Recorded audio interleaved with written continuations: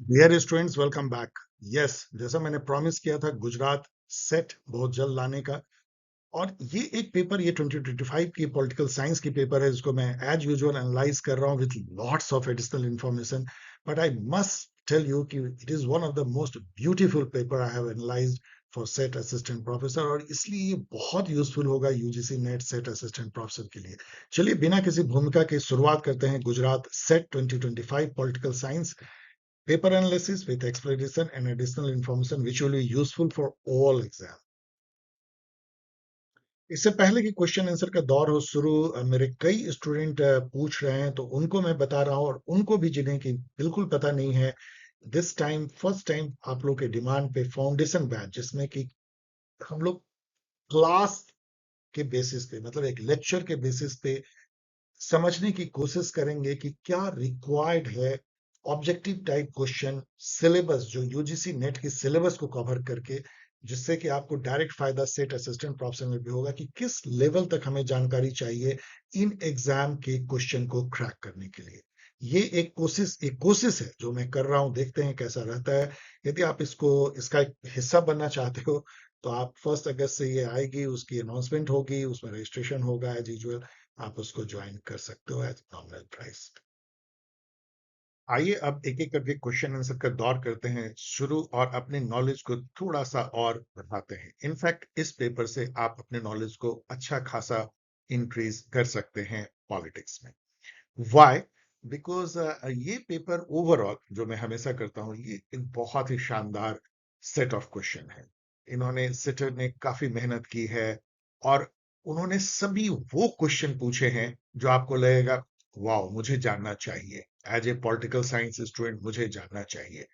ये पेपर आपको काफी नॉलेज देता है। इनफैक्ट इस टाइप के पेपर शो करते हैं कि अभी भी जो डिसेंट्रलाइज्ड एग्जाम होते हैं, जो डिफरेंट स्टेट ले रहे हैं, या डिफरेंट अदर जो इंस्टीट्यूशन ले रहे हैं एनटीए के अलावा, वो बेहतर पेपर सेट कर रहे हैं इन कंपैरिजन टू एनटीए, जो बहुत हॉच पॉच वे में बहुत अजीब सा पेपर कई साइकिल में एनटीए ने सेट किया है, दोनों में, सीयूटी पीजी में और यूजीसी नेट। फर्स्ट क्वेश्चन देखिए, political theory was political science in the full sense and there could be no science without theory. So political theory may legitimately and accurately be used as synonymous with political science। मतलब political theory और political science में कोई difference नहीं है। ये debate उस समय में शुरू हो गई थी जब जिसको पॉलिटिकल थ्योरी का डिमाइस कहते हैं, जहां पे कि ये हुआ था कि पॉलिटिकल साइंस इंपेरिकल होना चाहिए, साइंटिफिक होना चाहिए, जैसे लेबोरेटरी में हम टेस्ट करते हैं वैसे टेस्टेबल होनी चाहिए। आप कार्ल पॉपर का याद कीजिए, फॉल्सी फिएबिलिटी, कि साइंटिफिक थ्योरी वो है जो फॉल्स किए जाए टेस्ट करके। तो इस टाइप का टेस्टेबल हाइपोथेसिस बनाने की बात, और उसमें ये हुआ कि ये जो नॉर्मेटिव पॉलिटिकल थ्योरी है, जो प्लेटो अरिस्टोटल, वो सब तो ऐसे ही है, मतलब जो आप मेयर प्रोवर्ब और या मिथ कह लीजिए और सेइंग कह लीजिए, लाइक दैट। उस डिबेट में कूद पड़ते हैं वन ऑफ द ग्रेटेस्ट जो हिस्ट्री ऑफ पॉलिटिकल साइंस लिखने वाले थे, जॉर्ज हॉलैंड सबाई। उन्होंने एक बुक लिखी थी, the history of political theory, 1937। इस बुक को आप भूल नहीं सकते हैं। उन्होंने बहुत फेमसली, सबाइन ही वो है जिन्होंने बहुत फेमसली कहा था कि प्लेटो का जो सेकंड बेस्ट स्टेट है, वो अरिस्टोटल के लिए बेस्ट प्रैक्टिकेबल स्टेट है। सेम सबाइन जो है ये लाइन भी कहते हैं अपने book history of political theory में। उसके अलावा भी मैंने कुछ बुक यहाँ पे दिया है, मतलब जो जो इन ऑथर के द्वारा है। जैसे आप देखिए, सिल्डन वॉलिन ने बुक लिखा है पॉलिटिक्स एंड विजन, 1960 में। जर्मिनो जो कि उस डिबेट में शामिल होते हैं कि कैसे पॉलिटिकल थ्योरी जो है उसका डिमाइस हो चुका है, तो आइडियोलॉजी के चलते, तो वो उन्होंने बुक लिखा था beyond ideology, the revival of political theory.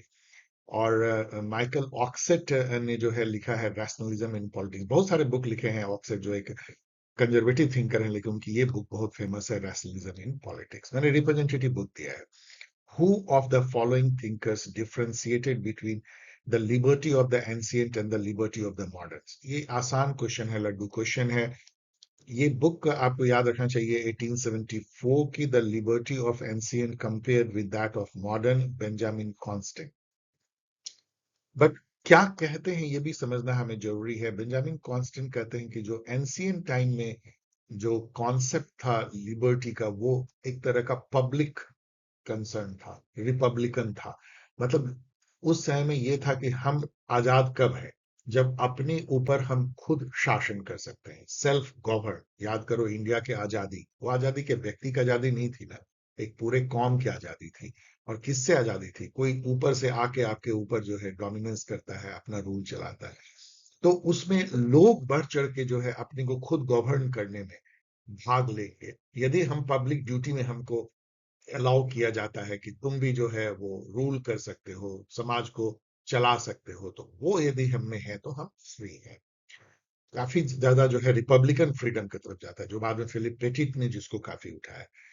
जो मॉडर्न लिबर्टी है वो इंडिविजुअलिस्टिक है, वो पीपल सेंट्रिक या पब्लिक नहीं है। उसमें है दरवाजा बंद कर लें, एसी चला लें, लैपटॉप ऑन कर लें, उसके बाद हमें जो करना है करें। मतलब मैं एक एग्जांपल दे रहा हूँ, हमें दुनिया से कोई मतलब नहीं है, कहाँ क्या हो रहा है हमें कोई मतलब नहीं, मेरी कोई रिस्पॉन्सिबिलिटी नहीं है, मेरे घर के बगल में कुछ हो रहा है हमें कोई उससे मतलब नहीं है, बिकॉज मैंने थोड़ी कुछ किया है जो मैं वहां दौड़ के जाऊं।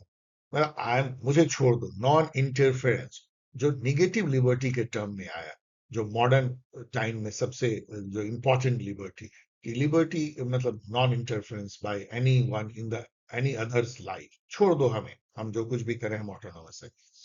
एक इनफैक्ट आप समझ गए होंगे बेंजामिन कॉन्स्टेंट किस लिबर्टी के तरफ थे।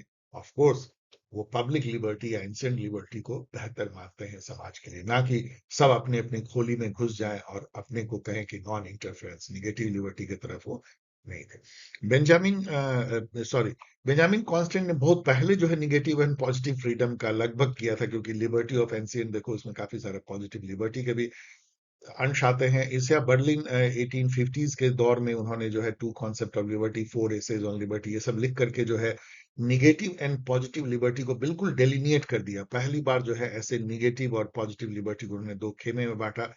जेएस मिल ने ऑन लिबर्टी लिखा, आर एच ट्वाइनिंग तो खैर इक्वलिटी के बारे में लिखते थे, लेकिन इक्वलिटी और लिबर्टी को भी वो रिकनसाइल करने की कोशिश करते थे। ये जो मैचिंग है बहुत आसान आपके लिए हो सकता है, मैं सब कुछ मैच कर देता हूँ, इसको तो छोड़ दो। आप जानते हैं कि चार्ल्स टेलर जो एक communitarian thinker, liberal communitarian thinker हैं, उन्होंने लिखा है पॉलिटिक्स ऑफ रिकॉग्निशन मल्टीकल्चरलिज्म के कॉन्टेक्स्ट में। अब मैं यहाँ एक्सप्लेन नहीं कर रहा हूँ, मैं थोड़ा तेजी से भागूंगा। आयरिस मैरिन यंग जो है उन्होंने पॉलिटिक्स ऑफ डिफरेंस लिखा है, उसका उनकी जो बुक है justice and the politics of difference 1990। और जूडिथ बटलर जो कि कहलाती हैं एक तरह से पोस्ट मॉडर्निस्ट या पोस्ट स्ट्रक्चरलिस्ट फेमिनिस्ट थिंकर, उन्होंने बहुत फेमस बुक लिखा है जेंडर ट्रबल 1990 में। आप देख सकते हो दोनों बुक 1990 की है। तो ये जो है आप समझ सकते हो कि ये जो पैरोडी एंड परफॉर्मेटिविटी है ये किसके साथ जाएगी। बेसिकली ये कई बार मैंने कहा, इसलिए मैंने कहा आप समझ सकते हो, क्योंकि जूडिथ बटलर ने ये कहा था कि जेंडर एक नाटक है, एक परफॉर्मेंस है जो औरत को करना पड़ता है, क्योंकि उसकी बायोलॉजिकली उसकी सेक्स जो है एक अलग है मर्दों से, तो उसको एक नाटक करवाया जाता है। लेकिन दिक्कत यह है कि ये नाटक लाइफ लॉन्ग करना पड़ता है, एक छोटी बच्ची से लेके मरने तक एक औरत को एक नाटक करना पड़ता है। Parody and performativity, gender as performance. And John Rawls ने जो है ऑफ कोर्स डिफरेंस प्रिंसिपल दिया, सब्सटैंटिव जस्टिस का एक एग्जांपल। एंड आइरिस मैरिनेंटो पॉलिटिक्स ऑफ डिफरेंस, जो कि पॉलिटिक्स ऑफ डिफरेंस भी जो है वो एक तरह से मल्टीकल्चरलिज्म की तरफ जाता है, जहां पे कि यदि माइनॉरिटी है, कोई सिटीजन है लेकिन माइनॉरिटी है, तो उसको कुछ थोड़ा एक्स्ट्रा आपको देना चाहिए। इट्स नहीं कि हम सभी सिटीजन को एक जैसा ट्रीट करेंगे। आप एक जैसा यदि सभी सिटीजन को ट्रीट करोगे तो आप एरिस्टोटल का वही फॉली करोगे जो उन्होंने कहा था कि unequal should not be treated with equals. सभी को ट्रीट करने का इक्वल मतलब है कि आप सबको एक समान ट्रीट कर रहे हो। 10 लोग दौड़ रहे हैं, 5 के पैर में जूते हैं, 5 में नहीं है, लेकिन आप कह रहे हो हम तो सबको एक समान ट्रीट करेंगे। No, proportional equality, unequal should be treated unequally. That is politics of difference. 4 number question देखो, which of the following pairs of thinkers and their understanding of power is wrongly matched? इससे आपको power के बारे में बहुत कुछ समझ में आएगा। रॉन्गली मैच्ड है मतलब कि तीन जो है वो सही होंगे। तो रॉबर्ट डहल कहते हैं power as a process of thought control which manipulate the interest of other. ये बिल्कुल नहीं है, ये जो है थर्ड डायमेंशन ऑफ पावर है। तो थर्ड डायमेंशन जिसको रेडिकल पावर जो है, यहाँ पे तो नहीं है, स्टीवन ल्यूक्स कहते हैं रेडिकल पावर। तो वो है, तो इसको गलत कर दीजिए। तो ये 3 बिल्कुल सही है, तो इसको ना पढ़ लेना। अब मैं थोड़ा तेजी से भागूंगा क्योंकि ये तो लंबा लंबा है, बहुत ही इंपॉर्टेंट है, बहुत ही मजेदार है, और काफी चीजें आपको इससे मिलेंगी, लाइक विल टू पावर। अब ये जो कॉन्सेप्ट है नीजे का, ये विल टू पावर है, तो आपको नेट पे जाके विल टू पावर को पढ़ना चाहिए।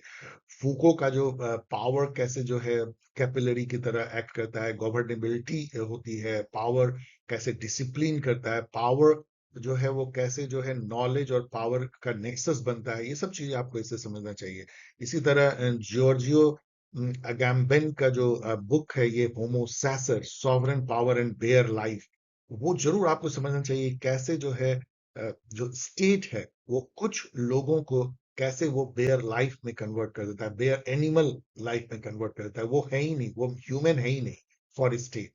और स्टेट ये कैसे डिफ्रेंशिएट करता है, कैसे वो इंस्टीट्यूशन ऑफ एक्सेप्शन है, ये सब चीजें, कई चीजें आप इसे सीख सकते हो। ओके, फिफ्थ नंबर क्वेश्चन देखो, which of the following statement is not true of TH Marshall's idea of social citizenship. TH Marshall ने एक बहुत ही क्लासिकल बुक लिखा सिटीजनशिप पे, citizenship and social class.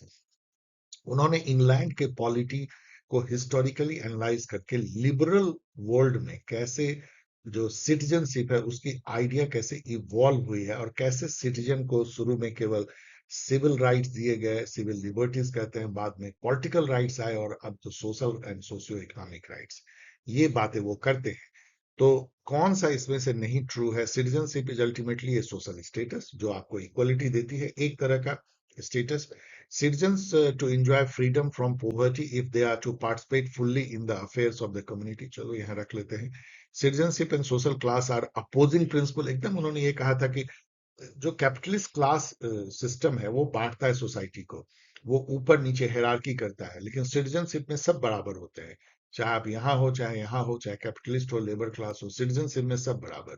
Vote देने के लिए, समाज में, स्टेटस में सब बराबर। तो ये समता लाती है स्टेटस में। Classes ought to be the basis on which citizenship is granted। ये बिल्कुल गलत है। क्लास के बेसिस पे क्यों मिलेगा? तो इसलिए मिलेगा कि आप एक देश के नागरिक हो, मतलब आप उसके कॉन्स्टिट्यूशन को, उसके रूल को फॉलो करते हो, इसलिए आपको सिटीजनशिप दी जाती है। इसके लिए नहीं दी जाती कि आप किसी पर्टिकुलर क्लास से बिलोंग करते हो। तो ये गलत है। इसका मतलब ये सही है कि citizens have to enjoy freedom from poverty if they are to participate fully in the affairs of the community। इसका मतलब कोई गरीब गुरुआ है तो उसको जस्टिस मिलनी चाहिए इस टर्म में, कि उसको कुछ आपको एक्स्ट्रा देना चाहिए, लाइक द डिफरेंस प्रिंसिपल याद करो। 6 नंबर क्वेश्चन देखिए, which of the following statement are true of post modernism. ये क्वेश्चन आपको पोस्ट मॉडर्निज्म के बारे में बहुत कुछ सिखाएगा। ऑब्जेक्टिव रियलिटी, मेटा नैरेटिव या ग्रैंड नैरेटिव को रिजेक्ट करते हैं, पावर और नॉलेज का नेक्सस देखते हैं, blah blah. So post modernism rejects overarching and universal explanation of history and society. इसी को आप मेटा नैरेटिव या ग्रैंड नैरेटिव कहते हो। तो उसको बिल्कुल ये सही होगा, तो वन जरूर होना चाहिए, जिसमें वन नहीं उसको खत्म कर दो। अब है post modernism suggest that knowledge is not absolute, rather it is related to cultural and historical perspective। Knowledge कोई एब्सोल्यूट नहीं है, ना ही कोई न्यूट्रल है, नॉलेज और पावर का नेक्सस है। तो बी भी सही है। तो ए जिसमें बी नहीं है उसको भी खत्म कर दो। अभी इन दोनों में देखो तो ए बी है, केवल सी डी में चलो देखते हैं। Post modernism embraces the idea of A fragmented and diverse world rather than unified and coherent. ये बिल्कुल सही है। ये जो है डिफरेंस को देखते हैं, ना कि यूनिफिकेशन। दुनिया बहुत ही बटी हुई है, सब चीजें ट्रांजिएंट है, सब चीजें कॉन्टेक्चुअल है। तो ए एन ए नहीं होगा, बी सी जरूर होगा। तो बी सी केवल इसमें है। अब इसका मतलब डी को मैं पढ़ूंगा भी नहीं, आप पढ़ लेना, ये आपको रॉन्ग मिलेगा। यहाँ पे देखो, एन फिलिप जो है वो किसके लिए जाने जाएंगे?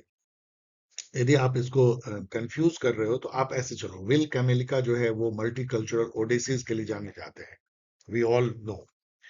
तो इसको यदि आप मिलाओगे कि सी का थ्री, तो सी का थ्री और आपको यहाँ पे ये हो जाता है क्रैक।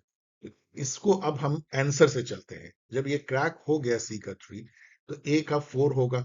इसका मतलब आन फिलिप ने जो है multi culturalism without without culture लिखी है, बुक याद कर लो। चार्ल्स टेलर ने जो है ए सेकुलर एज लिखा है। और सैला बैन हबीब ने लिखा है द क्लेम्स ऑफ कल्चर। तो ये आपको आपको ये नॉलेज दे रहा है, लेकिन देखो एक बुक से आपका ये क्रैक हो गया, लेकिन इसको आगे के लिए आप याद करो। विच of the following constitute core themes of conservatism, ये आपको कंजर्वेटिज्म सिखा रहा है। समझिए ये पेपर कितना है, ये पेपर पूरी तरह से आपको टीच करता है political science. Which of the following constitute the core theme of conservative, conservatism क्या होगा, ट्रेडिशन, कस्टम, परंपरा, हायरार्की एंड जो सोशल ऑर्डर है उसको बनाए रखना, क्योंकि वो हजारों सालों की अर्जित विजडम है। क्योंकि ह्यूमन इम्परफेक्ट होते हैं, तो हमको कोई भी ह्यूमन के हाथ में हमको हजारों साल की परंपरा को चेंज करने का पावर नहीं देना चाहिए। चेंज ग्रेजुअल होनी चाहिए। समाज में जो व्यवस्था है वो सोच के की गई है, उसको नहीं तोड़ना चाहिए। That is conservatism. So tradition, hierarchy and human imperfection. क्यों नहीं हमको किसी भी ह्यूमन के हाथ में जो है जैसे हम बोलते हैं ना कि बंदर के हाथ में, उस तरह नहीं देना चाहिए। एक मुहावरा है, इसका मतलब क्या है, पता नहीं वो किसका गला काट दे।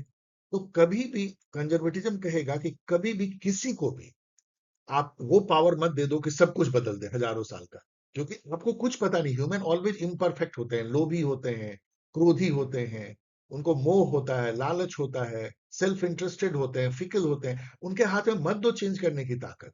ये चीज ह्यूमन इम्परफेक्शन जो है उसको बनाए रखो। बाकी आप देखोगे सोशल चेंज नहीं होगा, इंडिविजुअलिज्म नहीं होता इसमें। इसमें सब मिल करके करते हैं, कम्युनिटी उसकी वैल्यू है। ह्यूमन परफेक्शन भी नहीं होता, चेंज कभी इसका नहीं है। और इनोवेशन नहीं, जो है उसको बनाए रखो, कंजर्वेटिज्म। अब यहाँ पे ना आपको ये होना चाहिए कि कंजर्वेटिव थिंकर्स कौन है, उनके क्या बुक है, ये भी देखना चाहिए।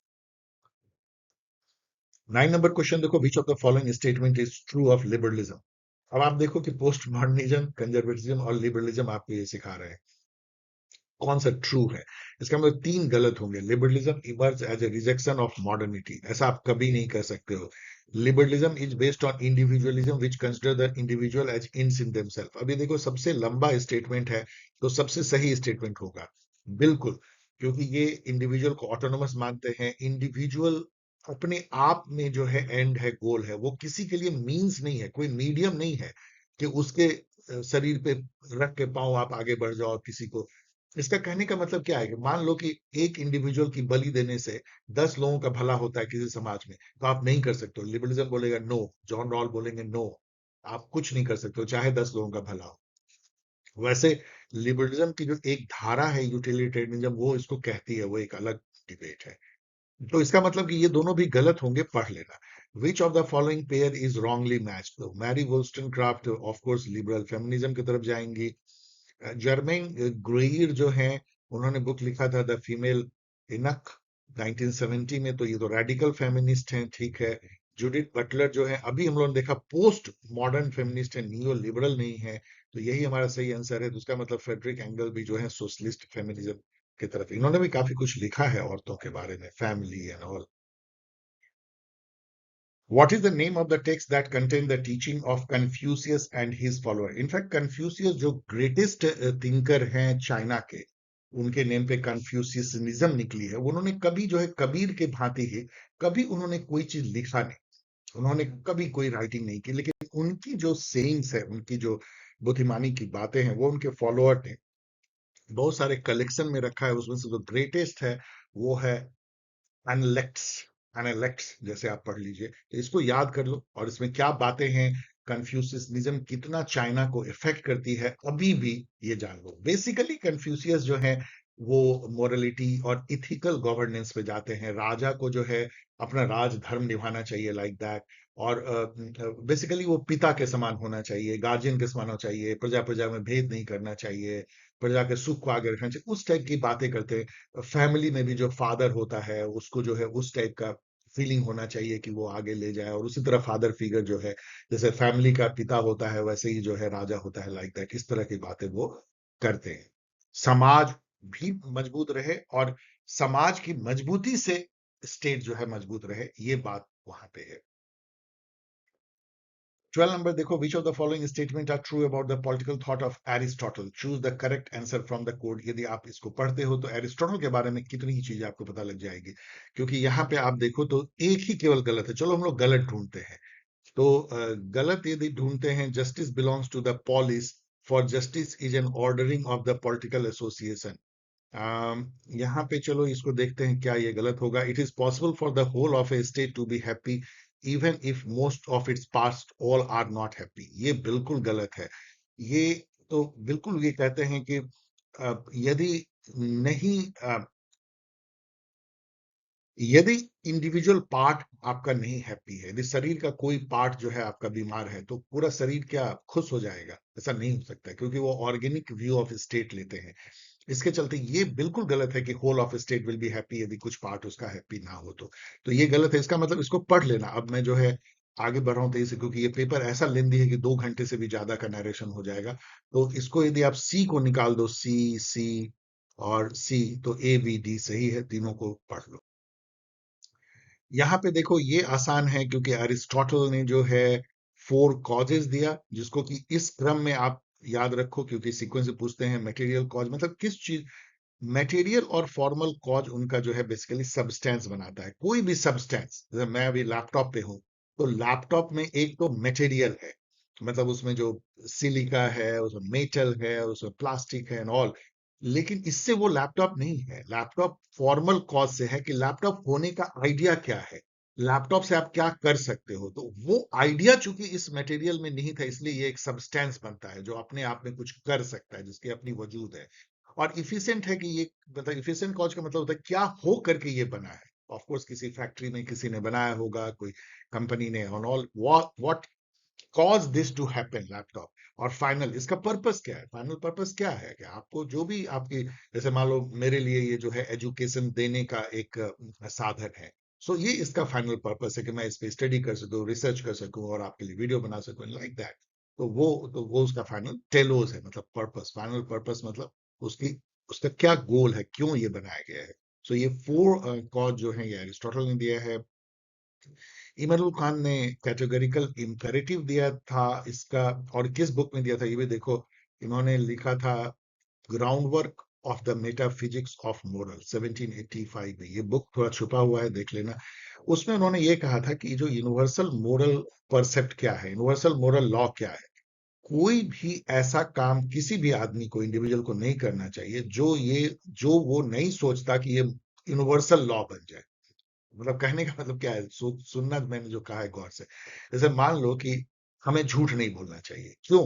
काम कहते हैं इसलिए नहीं कि भगवान नाराज हो जाएंगे, ये सब छोड़ दो, पाप पुण्य भगवान शैतान छोड़ दो। आपको झूठ इसलिए नहीं बोलनी चाहिए कि क्या आप चाहोगे कि झूठ बोलना जो है वो यूनिवर्सल लॉ बन जाए, मतलब यूनिवर्सल मोरल परसेप्ट बन जाए कि सब झूठ बोलेंगे। यदि आप कभी ऐसा चाहोगे? कभी नहीं चाहोगे। यदि ऐसा होता है तो आपके झूठ बोलने का कोई मतलब नहीं है, क्योंकि आप किसी से झूठ बोल रहे हो, आपसे कोई बोल रहा है, वो उससे बोल रहा है, तो झूठ खत्म हो गया। झूठ का मायने तब तक है जब तक कि अधिकतर लोग सच बोलते हैं, तभी झूठ से आपको फायदा है। किसी की हत्या ना करो बिना किसी वजह के। क्या आप चाहोगे कि ये रूल बन जाए कि किसी की हत्या करो? आपने किसी की हत्या की, आपने आपको किसी ने कर दिया, क्या मिला? समाज तो खत्म हो गया, लाइफ ही खत्म हो गई। So that was categorical imperative. मतलब ये एक गॉड से हट करके, स्पिरिचुअलिटी से हट करके मोरलिटी का एक था, logical morality. Immanuel Kant, French Fanon जो कि सबसे बड़े थिंकर पोस्ट कॉलोनियल रहे हैं, साइकोलॉजिकल एनालिसिस कॉलोनियलिज्म की इन्होंने की है।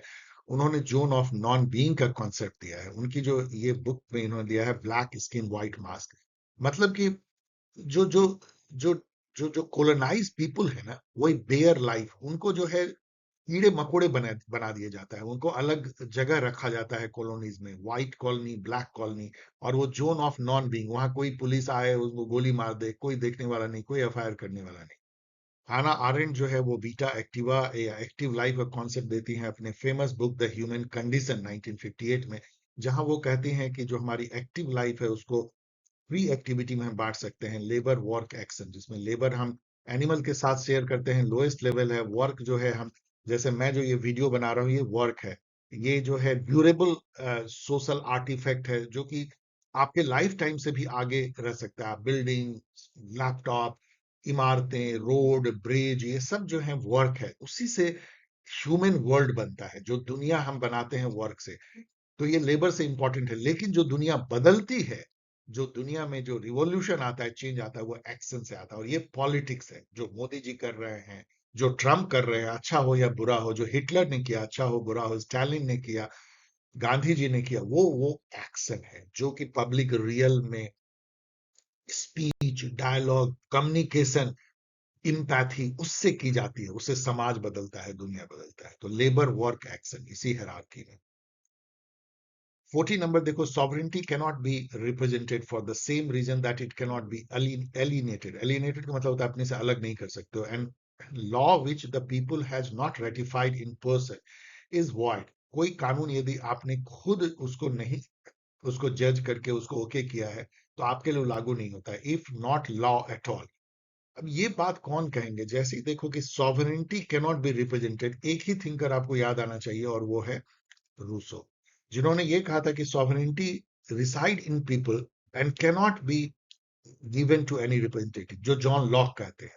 तो लॉक के रिप्रेजेंटेटिव डेमोक्रेसी का उन्होंने मजाक बनाया था, ये कहते हुए कि इंग्लैंड के लोग सोचते हैं कि वो फ्री हैं, केवल वोटिंग के दिन फ्री हैं, बाकी तो वो गुलाम है, उसके बाद तो सत्ता कहीं और चली गई। So Rousseau, which of the who is known for popular sovereignty? General will याद करो, लॉ के निर्माता खुद तुम हो, general will. which of the following statement are true about the political thought of John Locke? मुझे लगता है कि ये पेपर इतना ज्यादा थ्योरेटिकल है कि इसको बांचने के लिए, नैरेशन को हिंदी में कहो बांचना, तो घंटों चाहिए। प्लीज एक्सक्यूज मी कि ये वीडियो बहुत लंबा होगा।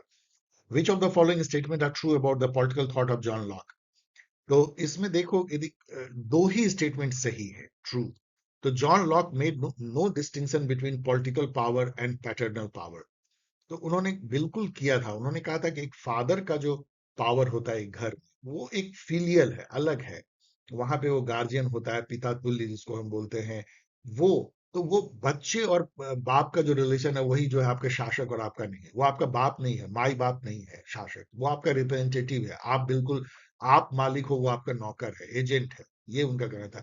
वो सत्ता जो संभालता है, आपने अपनी सत्ता उसको उसी तरह से सौंपने के लिए दिया है डेमोक्रेसी में अपने रिप्रेजेंटेटिव को, जिसको सरकार कहते हैं, जैसे कि कोई अपनी संपत्ति किसी ट्रस्टी को देता है। तो सरकार जो है, पीपल जो कि असली मालिक है, उसका फ्यूडिशियरी ट्रस्ट होल्ड करता है। फ्यूडिशियरी रिलेशन है, लीगल रिलेशनशिप है कि आप शिप है कि कुछ समय के लिए आप सत्ता संभालो, मेरी सत्ता है। तो ए को काट दो, ए को काट दो, अरे, और इसका मतलब बी और डी हो गया, तो डी पढ़ लो। Legitimate political authority was derive from the consensus of the, ये कंसेंसस नहीं होना चाहिए, कॉन्सेंट होना चाहिए, यहाँ पे टाइपो है, कॉन्सेंट ऑफ द पीपल, तो बहुत फेमस है, तो इसको पढ़ लेना है यहाँ पे। बाकी जो रॉन्ग स्टेटमेंट है उसको भी पढ़ लेना है। इसका मतलब क्या है कि बी और सी, ए और सी जो है दोनों रॉन्ग है, पढ़ लेना। 16 देखो, इसमें काफी क्वेश्चन एडजेसेंट रीजन से हैं। ग्रामस्की's डिस्कशन ऑफ हेजेमनी, तो ये तो आपको बता दिया कि उन्होंने हेजेमनी का कॉन्सेप्ट दिया है। हिंज्ड इन पार्ट, मतलब वो झूलता है इस पे, on the empirical observation that capitalist rule in developed western state increasingly is found on the generation of consent across civil society. यही वो कहते हैं, मैन्युफैक्चरिंग ऑफ कॉन्सेंट। ये कॉन्सेंट से आप सैकड़ों साल शासन करता है कैपिटलिस्ट क्लास, ना कि डंडे के जोर पे। तो बिल्कुल हेजेमनी यही है, दिमाग पे काबू करके आपके जो जो नॉर्मल जो थॉट है आपका, जिस पे आप शासन करते हो, उसके थॉट को ही, उसके कॉमन सेंस को ही आप बदल दो। Gramsci argued that the modern states since mid-19th century have tended to legitimate their rule solely on grounds of coercion. No, coercion नहीं, consent, coercion नहीं, consent। तो ये बिल्कुल गलत है, ये इसको अपोज करता है। इसीलिए क्या होगा, ये दोनों तो होगा नहीं कि दोनों ट्रू है। इसका मतलब है कि R is false, C। In which work did Mary Wollstonecraft deal with multiple female characters telling their stories in order to show the wrongs and equal operation of different classes? ये देखो कितना deep question है। आपको ये पूछता, इससे इससे ये पता लगता है कि ये आपसे जानना चाहता है कि आप उनके बुक के बारे में एक दो लाइन जानते हो कि नहीं। ये बुक जो है वो मारिया और the wrongs of the women है, आप टाइटल से ही जान सकते हो। यहाँ पे उन्होंने क्या किया है ना, मारिया छोड़ दिया, इसके चलते ये क्वेश्चन डिफिकल्ट हो गया है, ये सब गलत है। तो इसमें उन्होंने डिफरेंट वुमेन का जो लिव्ड एक्सपीरियंस है ऑपरेशन का, उसको उन्होंने नरेट किया है। In his book title political liberalism, John Rawl begins with, political liberalism इन्होंने कब लिखा था? 1993 में, चेक कर लेना, मुझे लगता है यस। और यहाँ पे उनको ये रियलाइजेशन हुआ कि जो लिबरल समाज है उसमें जो फाउंडेशनल वैल्यूज हैं कि इक्वलिटी क्या है, जस्टिस क्या है, राइट्स क्या है, उसमें एका नहीं है। सब लोग अलग अलग सोचते हैं, अलग अलग कम्युनिटी अलग अलग तरह सोचती है। तो ऐसे प्लूरल समाज में जहाँ पे कि हर लोगों का जो फाउंडेशनल जो कॉन्सेप्ट है उस पे अलग अलग राय है, वहां कैसे पॉलिटिकल जस्टिस लाई जा सकती है, उसके लिए उन्होंने कहा कि ओवरलैपिंग कंसेंसस होना चाहिए। तो यहाँ पे वही है कि begins with the fact of reasonable consensus. तो ये तो सही लग रहा है, जिसको ओवरलैपिंग कंसेंसस कहते हैं, इथिकल नहीं होगा। Reasonable pluralism, the fact of reasonable pluralism, the fact of unreasonable difference. तो रीजनेबल कंसेंसस नहीं है, आई will say that fact of reasonable pluralism. ये रीजनेबल प्लूरलिज्म या रीजनेबल कंसेंसस है। तो ये टर्म जो है ओवरलैपिंग कंसेंसस की तरफ जाता है, तो आप इसको चुन लो। मैं कहूंगा कि रीजनेबल प्लूरलिज्म से तो शुरुआत ही करते हैं, मतलब कि ठीक है कि इस यहाँ पढ़ लो।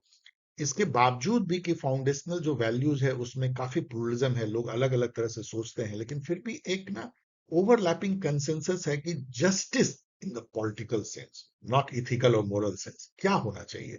जस्ट अरेंजमेंट सोसाइटी में क्या होना चाहिए, नीति और न्याय जिसको हम बोलते हैं, मतलब कैसे जो है इंस्टीट्यूशन अरेंज होना चाहिए, कैसे रूल बनने चाहिए जो जस्ट एंड फेयर हो। उन जस्ट एंड फेयर रूल को इंस्टीट्यूशनल अरेंजमेंट कैसे फेयरली इंप्लीमेंट करे, इन सब पे एक ओवरलैपिंग कंसेंसस होगा, तभी जो है रॉल कहते हैं कि हमारी जो थ्योरी ऑफ जस्टिस है वो उस पर लागू होगी। एक तरह का ये रीथॉट है 20 साल बाद। समझो 1971 में उन्होंने लिखा था थ्योरी ऑफ जस्टिस, लेकिन उस समय में जो उन्होंने समाज को जितना यूनिफॉर्म समझा था, उनको बाद में रियलाइज हुआ कि समाज, इवन लिबरल समाज, उतना यूनिफॉर्म नहीं है, वो पॉलिटिकल प्लूरलिज्म। 90 नंबर देखो, according to Hannah Arendt the concept of crystallisation refer to. अब ये सब क्वेश्चन बहुत ही डिफिकल्ट बन जाता है। अ, वो अब आपको उनके कुछ जो 4-5 बुक है, उनको जो मेन बुक है उसको समझना पड़ेगा। एक दो लाइन उन्होंने अपने बुक जो द ओरिजिन ऑफ टोटलिटेरियनिज्म में ये कहा था कि टोटलिटेरियनिज्म कब आता है, जब कुछ जो आइडियोलॉजी है एक साथ क्रिस्टलाइज कर जाती है। और वो क्या है, एंटी सेमिटिज्म। मतलब कि एंटी सेमिटिज्म तो ये है कि यहूदियों के अगेंस्ट में यूरोप में जो घृणा है, लेकिन आप उसको मुसलमानों के अगेंस्ट घृणा भी समझ सकते हो कई पार्ट ऑफ द वर्ल्ड में। तो इंपेरियलिज्म मतलब दूर से किसी को कंट्रोल करके शासन करने की जो चाहत होती है कौम में।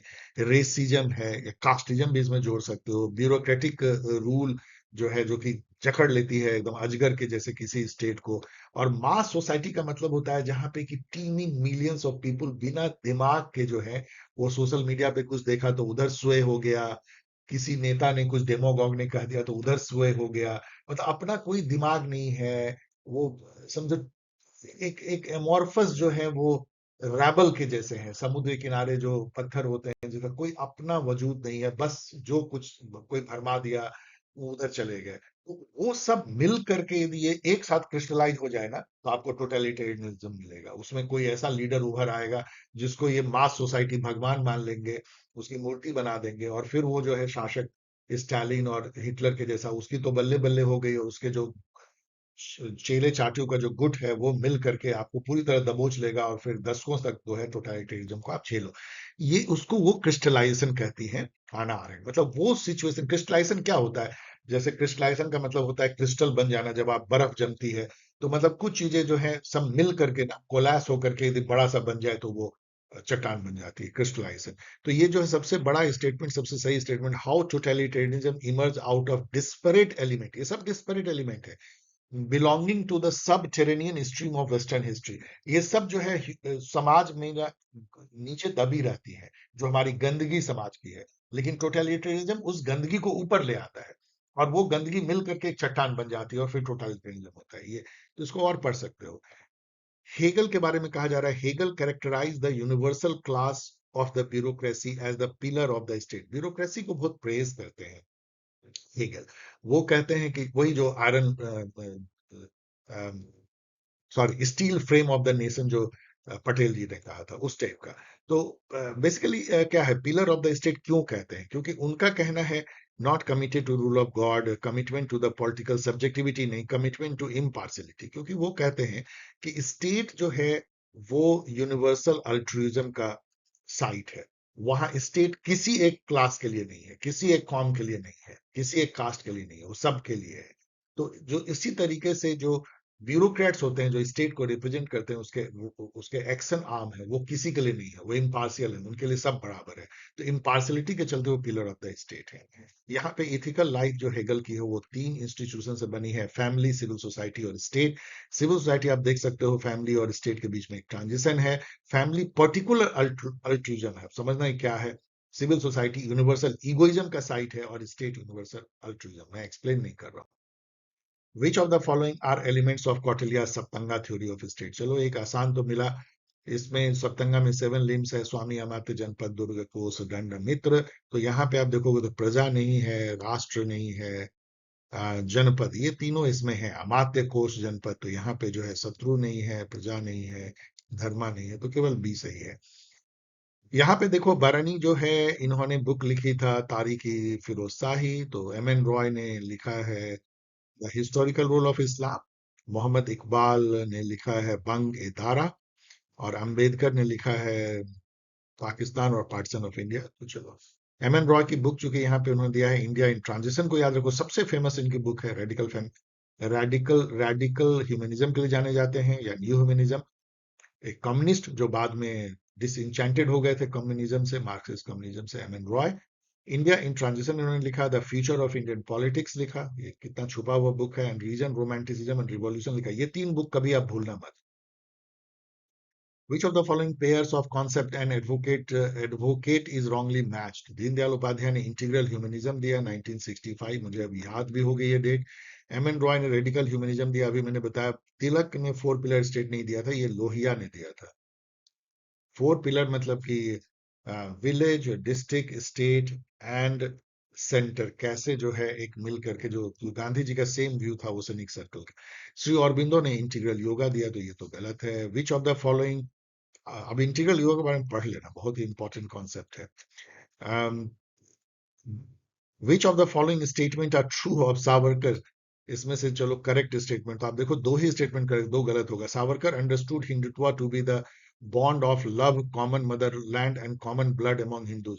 बॉन्ड ऑफ लव तो मैं नहीं कहूंगा, तो इसलिए गलत है। उनका जो तीन था वो था, एक कल्चर हमारा है, एक रेस है जिसको जाति उन्होंने कहा था, और एक हमारी जो है ज्योग्राफी है, जो भूमि, भूमि और पुण्य भूमि हम मानते हैं, और एक हमारा रेस है और एक हमारी कल्चर है।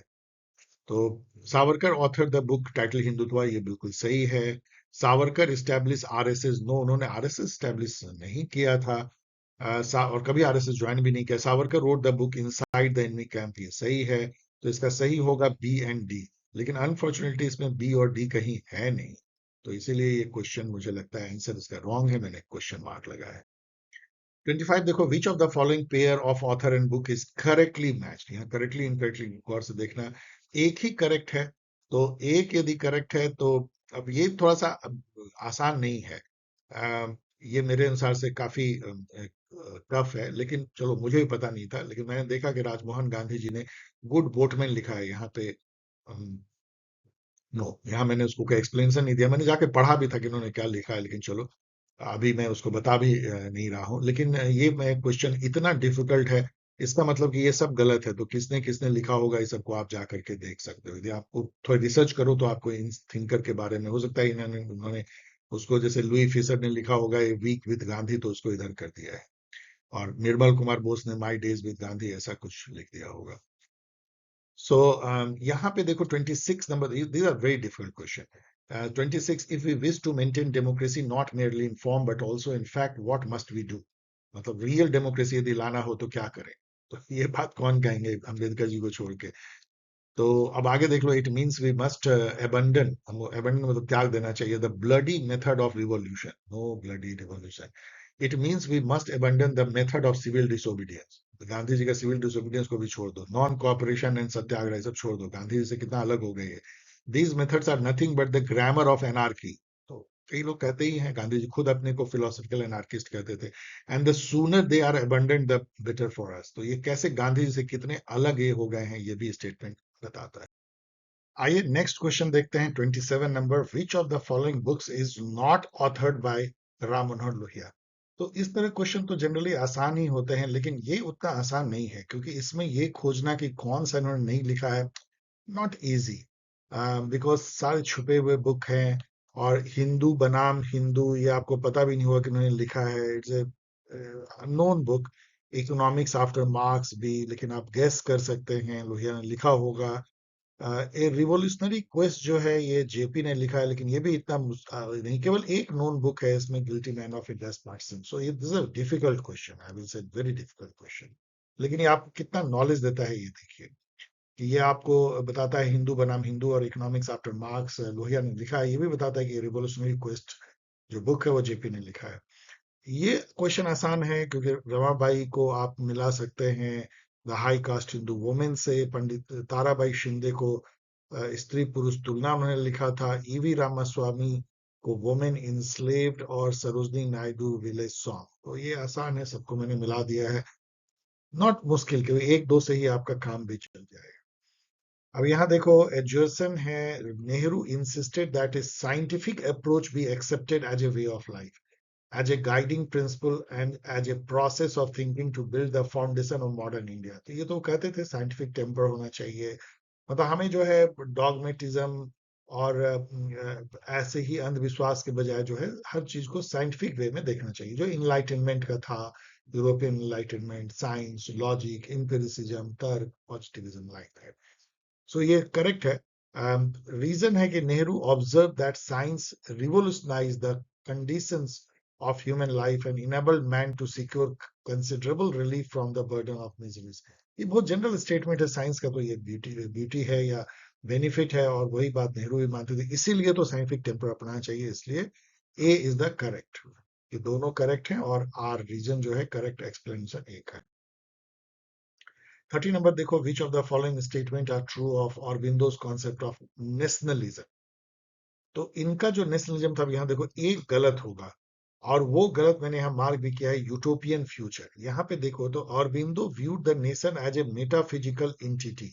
मेटाफिजिकल एंटिटी मतलब होता है जो रियल में नहीं है, कहीं मतलब परे दुनिया की है, ऐसा नहीं है। वो तो यहीं पे है, रूटेड है, लेकिन हाँ उसकी एक आत्मा है, स्पिरिट है, स्पिरिचुअल कॉन्सेप्ट है। धरती माता जिसको हम कहते हैं, वो धरती जिससे हम पैदा होते हैं, जिससे मिल जाते हैं, तो उस तरह का जो, और जिस धरती के भू भाग पे हम लोग एज ए कॉम रहते हैं, वो हमारा राष्ट्र है, उसमें हमारी आत्मा बसती है, और उसकी भी अपनी एक आत्मा है, इस टाइप की बात। लेकिन यूटोपियन फ्यूचर, मेटाफिजिकल, ये दोनों मैच नहीं करता है। सो ये तीन देखो, Aurobindo's concept of nationalism was deeply rooted in spirituality, ये जान लो, स्पिरिचुअल नेशनलिज्म आगे के एग्जाम के लिए। Aurobindo viewed the nation as a divine entity and a spiritual force. Of course spiritual God से आता है, गॉडली है spiritual force. Aurobindo saw nationalism as a stepping stone towards human unity. Yes, मतलब nationalism जो है वो बांटता नहीं है, पूरी दुनिया एक है एक तरह से देखो तो ठीक है। एक ही चूंकि आपको काटना है, तो ए सी डी जो है वो सही है। थोड़ा डिफिकल्ट हो सकता है, यहाँ पे देखो मैच करना है, तो एक दो से करके देखते हैं। लाइक इंस्टीट्यूशनल अप्रोच यदि हम देखें, इसको छोड़ दो, पॉलिटिकल कल्चर अप्रोच कौन बोलेगा नहीं, गैब्रियल अल्मंड, उसी से तो निकला ही है। तो बी का 3 देखो, और बी के 3 से ही आप दो ऑप्शन को हटा देते हो, और यहाँ पे देखो कि ए का 1-1 है, इसका मतलब इंस्टीट्यूशनल जो है सैमुअल हंटिंगटन के साथ जाएगा ही जाएगा, as per the structure of the option. तो यदि इसको हम मान ले कि ये सही है, इसका मतलब कि हमें तो केवल ये देखना है अब ना कि सी और डी में, यहाँ पे 4-2 है, यहाँ 2-4 है। तो चलो सी को देखते हैं, पहले 4 देखते हैं। सी पॉलिटिकल इकोनॉमी अप्रोच जो है किसके साथ जाएगा, एडम प्रेजवोर्स्की के साथ जाएगा, और न्यू इंस्टीट्यूशन। अब यहाँ पे देखो थोड़ा सा आसान बना दिया उन्होंने। डगलस नॉर्थ जो है वो बहुत फेमस थिंकर है रैशनल चॉइस न्यू इंस्टीट्यूशनिज्म के। तो इसका मतलब है यदि आप एडम प्रेजवोर्स्की को बहुत ज्यादा नहीं भी जानते हो, तो आप इसको मैच कर सकते हो कि यही होगा। इसका मतलब कि न्यू इंस्टीट्यूशनिज्म विल गो विद 2, तो डी जो है 2 के साथ जाएगा, ये सही होगा। अब यहाँ देखो एडम प्रेजवोर्स्की जो है बहुत इंपॉर्टेंट थिंकर है पॉलिटिकल इकोनॉमी अप्रोच के, जो पॉलिटिक्स और इकोनॉमी को मिलाता है। उनकी जो 3 बुक है देख लो, capitalism and social democracy, democracy at the market, and democracy at the development. इसको याद भी कर सकते हो। नेक्स्ट देखो एजर्सन है, यूरोपियन नेशनलिज्म इन द 19th century was closely linked with the rise of liberal democracy and the idea of a unified national identity। ये तो ठीक है, यही तो था यूरोपियन नेशनलिज्म। एक छोटे छोटे नेशन बने, सबका अलग टाइप का अपना रिलीजन, अलग टाइप का एक यूनिफाइड नेशनल आइडेंटिटी, कल्चर या लैंग्वेज के बेसिस पे। रीजन जो है, the civil right movement in द 19th century help spread the ideals of national self determination across Europe. ये भी सही है, ये बहुत ही जनरल स्टेटमेंट है और ये भी सही है। और ये इसको एक तरह सपोर्ट भी करता है कि कैसे एक यूनिफाइड नेशनल आइडेंटिटी के बेसिस पे यूरोपियन नेशनलिज्म बना था। ए यहाँ पे ये ध्यान देने की बात है कि जो नॉन यूरोपियन नेशनलिज्म है उसका बेसिस बहुत अलग था। वो नेशन इसलिए थे क्योंकि वो कॉलोनी थे, एक unified colony, colonial masters Europe के। वो इसलिए नेशन नहीं थे कि वो सदा से हिस्ट्री में एक थे, कई इथनिसिटी, कई लैंग्वेज, कई रिलीजन के जो डिस्परेट ग्रुप्स, कम्युनिटी, रीजन थे, उसको एक कॉलोनी में बना दिया गया। कई बार उसको सीधा सीधा काट दिया गया। इंडिया को 3 पार्ट में, इंडिया, पाकिस्तान, बांग्लादेश, ऐसे सभी को काट कूट के। और उसके चलते जो थर्ड वर्ल्ड को प्रॉब्लम हुई है, चूंकि वो एक ऑर्गेनिक नेशन नहीं रहे, एक नेचुरल नेशन नहीं रहे, तो नेशन बिल्डिंग की प्रक्रिया अभी भी थर्ड वर्ल्ड के कई कंट्री में जारी है। Which one of the following pair is not correctly matched? तो we all know कि सी राइट मिल ने पावर एलिट लिखा था, याद है ना आपको, 3 कॉर्नर पे, corporate, politics and military. Power Lenin ने जो है वैनगार्ड पार्टी की बात की थी, एक पार्टी जो लीड करेगा रिवॉल्यूशन को। मोस्का ने रूलिंग क्लास की बात की थी। तो ये चौथा ऐसे ही गलत हो जाता है। रॉबर्ट माइकल ने अनइक्वल एक्सचेंज की बात नहीं की थी। रॉबर्ट माइकल ने बात किया था iron law of oligarchy. Unequal exchange जो है वो अरेगेरी इमैनुअल की जो है वो थेसिस है, अनइक्वल एक्सचेंज। कैसे जो है कोर पेरिफेरी के बीच में जो ट्रेड होती है वो अनइक्वल है। और इसको बाद में समीर अमीन ने और इसको जो है एक तरह से एक्सप्लेन किया उसको बड़े रूप में। तो समीर अमीन और अग्रहिरी, अग्रहिरी इमैनुअल, दो को याद रखो, ये बुक भी उनका याद रखो, unequal exchange, study of the imperialism of trade. 34 देखो, which among the following according to Isping Anderson are the major features of welfare state model? अब यहां बिना ये जाने हुए भी कि स्पिंग एंडरसन कौन थे, आप इसको सॉल्व कर सकते हो। क्योंकि वेलफेयर स्टेट यदि होगा तो कमोडिफिकेशन ऑफ लेबर को कभी वो नहीं मानेंगे। Commodification of labour is no no, मतलब क्या है कि लेबर उसी तरीके से बाजार में बिके, जैसे आलू प्याज ऐसे बिकती है, आटा दाल चावल। तो वो तो लेबर को डिमीन करना होगा, वो उसका। यहाँ पे देखो, D commodification of essential service कर रहा है, that is okay. But commodification तो टू को हटा दो, तो टू टू यदि से हट गया तो 1 4 3 4 1 तो होगा ही। तो यूनिवर्सल सोशल प्रोटेक्शन 3 4 में देखो, D commodification is a good word and residual approach to welfare, इसका कोई मतलब, welfare is a focused approach, तो 3 विल बी बेटर, तो 1 and 3। Who among the common sensical, who among the following is associated with the analysis of totalitarianism as ideologically bound tyranny? तो totalitarianism पे किसने लिखा है, आपको पता है? ओरिजिन ऑफ टोटलिटेरियनिज्म अभी मैंने कुछ समय पहले आपको इसी वीडियो में एक्सप्लेन किया है। तो हाना आरेंट की जो बुक है ओरिजिन ऑफ टोटलिटेरियनिज्म, इससे आप जाइए, मतलब that is a ideological project, tyranny based on ideology. Ideology उस लोगों को बांधती है, टिरेनी जो है, जो उसके बाहर जाते हैं उसको फोर्स करने के लिए। 36 consider the following and identify the features of the parliamentary form of government. Parliamentary form of government, constitutional government, these are very very easy question। Parliamentary form में देखोगे कि एक नॉमिनल और titular head of the state होगा, क्योंकि head of the government जो होता है वो प्राइम मिनिस्टर होता है, वही मेन एग्जीक्यूटिव होता है। प्रेसिडेंट या राजा जो होता है टिटुलर हेड होता है, तो 1 सही है। कलेक्टिव रिस्पॉन्सिबिलिटी एग्जीक्यूटिव का लेजिस्लेचर पर होगा, ये भी सही, तो 1 और 2 जरूर होना चाहिए, तो ये खत्म हो गया। इसमें भी नहीं है, तो 1 2 तो यहाँ है। 4 3 में देखो, accountability of the executive to the legislature, ये तो रिपीट हो गया। And clear separation of power नहीं होती है, तो 3 तो होगा, लेकिन 4 नहीं होगा। क्यों नहीं होता है? क्योंकि यहाँ पे जो लेजिस्लेचर है और जो एग्जीक्यूटिव है, इसमें ना घालमेल होता है, क्योंकि लेजिस्लेचर का ही एक पोर्शन जो है वो एग्जीक्यूटिव बन जाता है। प्राइम मिनिस्टर जो है वो एग्जीक्यूटिव का भी हेड है और लेजिस्लेचर का भी एक तरह से हेड है, क्योंकि उसकी ही पार्टी या कोलिशन सबसे बड़ी पार्टी लेजिस्लेचर में होती है। Who among the following is associated with the concept of polyarchy? Polyarchy नाम की बुक जो है रॉबर्ट डहल ने लिखा था। इसमें उन्होंने बेसिकली उस टाइप की डेमोक्रेसी की बात की थी जो अमेरिका में दिखता है, जहां पे कि जो इंडिविजुअल है वो डायरेक्टली भी इलेक्टोरल पॉलिटिक्स के थ्रू जो है वो पॉलिटिक्स से जुड़ते हैं और अपना जो कम्युनिटी उनकी है, चाहे वो इथनिक कम्युनिटी हो, लिंग्विस्टिक हो, चाहे वो, उसके थ्रू भी वो जो है बार्गेन करते हैं, लॉबिंग करते हैं और जुड़ते हैं पॉलिटिक्स से। पॉलीआर्ची, रॉबर्ट डहर। यहाँ पे देखो, जो सेंटर पेरिफेरी मॉडल है, बेसिकली इसमें कई जो है वो डिपेंडेंसी थ्योरी से आए हैं, या जो नियो मार्क्सिस्ट जो अप्रोच है।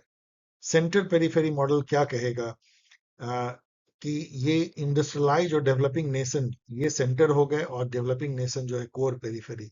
तो ए का यदि 4 से हम मैच करें तो सीधा मैच हो जाता है बी का 3। देखो, अनइक्वल एक्सचेंज, बी का 3, exploitation through terms of trade, and अभी हम लोगों ने देखा unequal.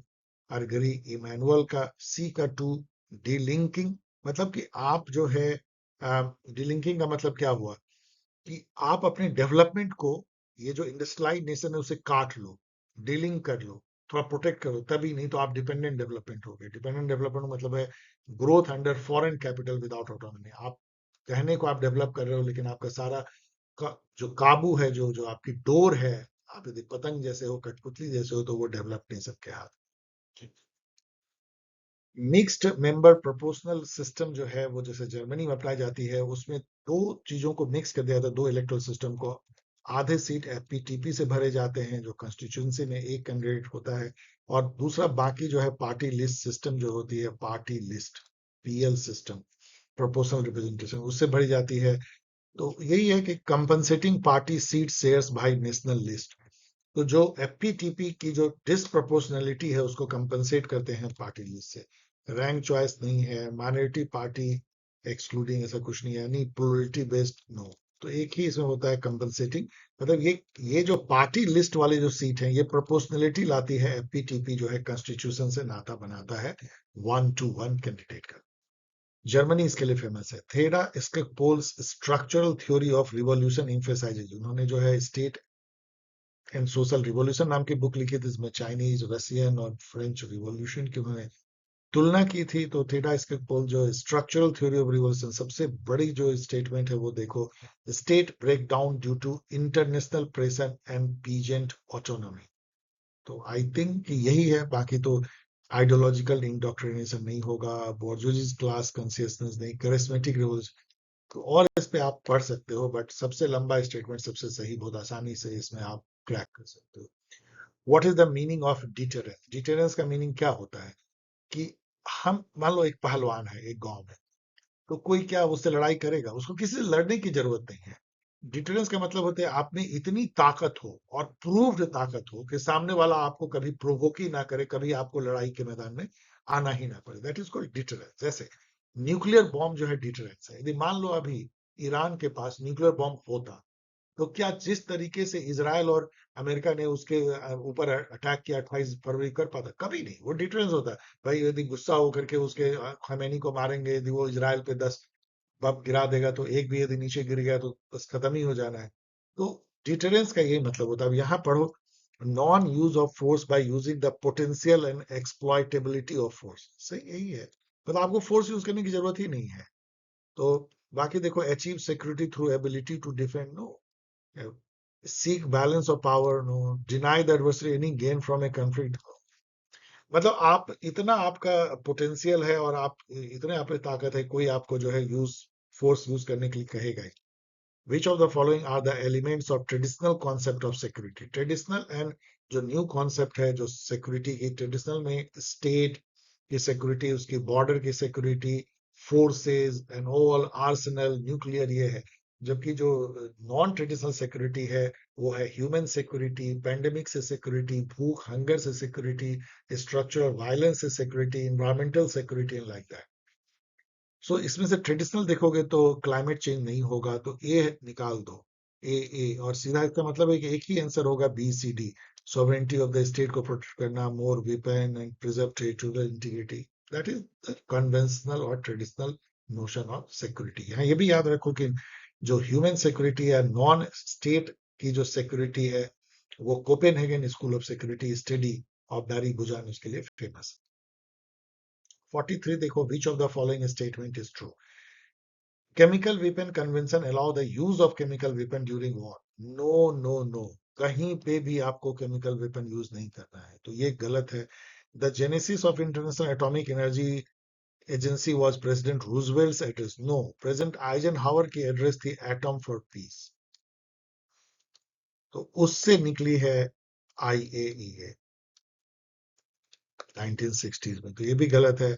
Partial test ban treaty prohibits any nuclear explosion in atmosphere, outer space, under water. Yes, ये केवल अंडरग्राउंड को अलाउ करती है पीटीबीटी, तो यही सही है। इसका मतलब ये भी गलत होगा, पढ़ ले।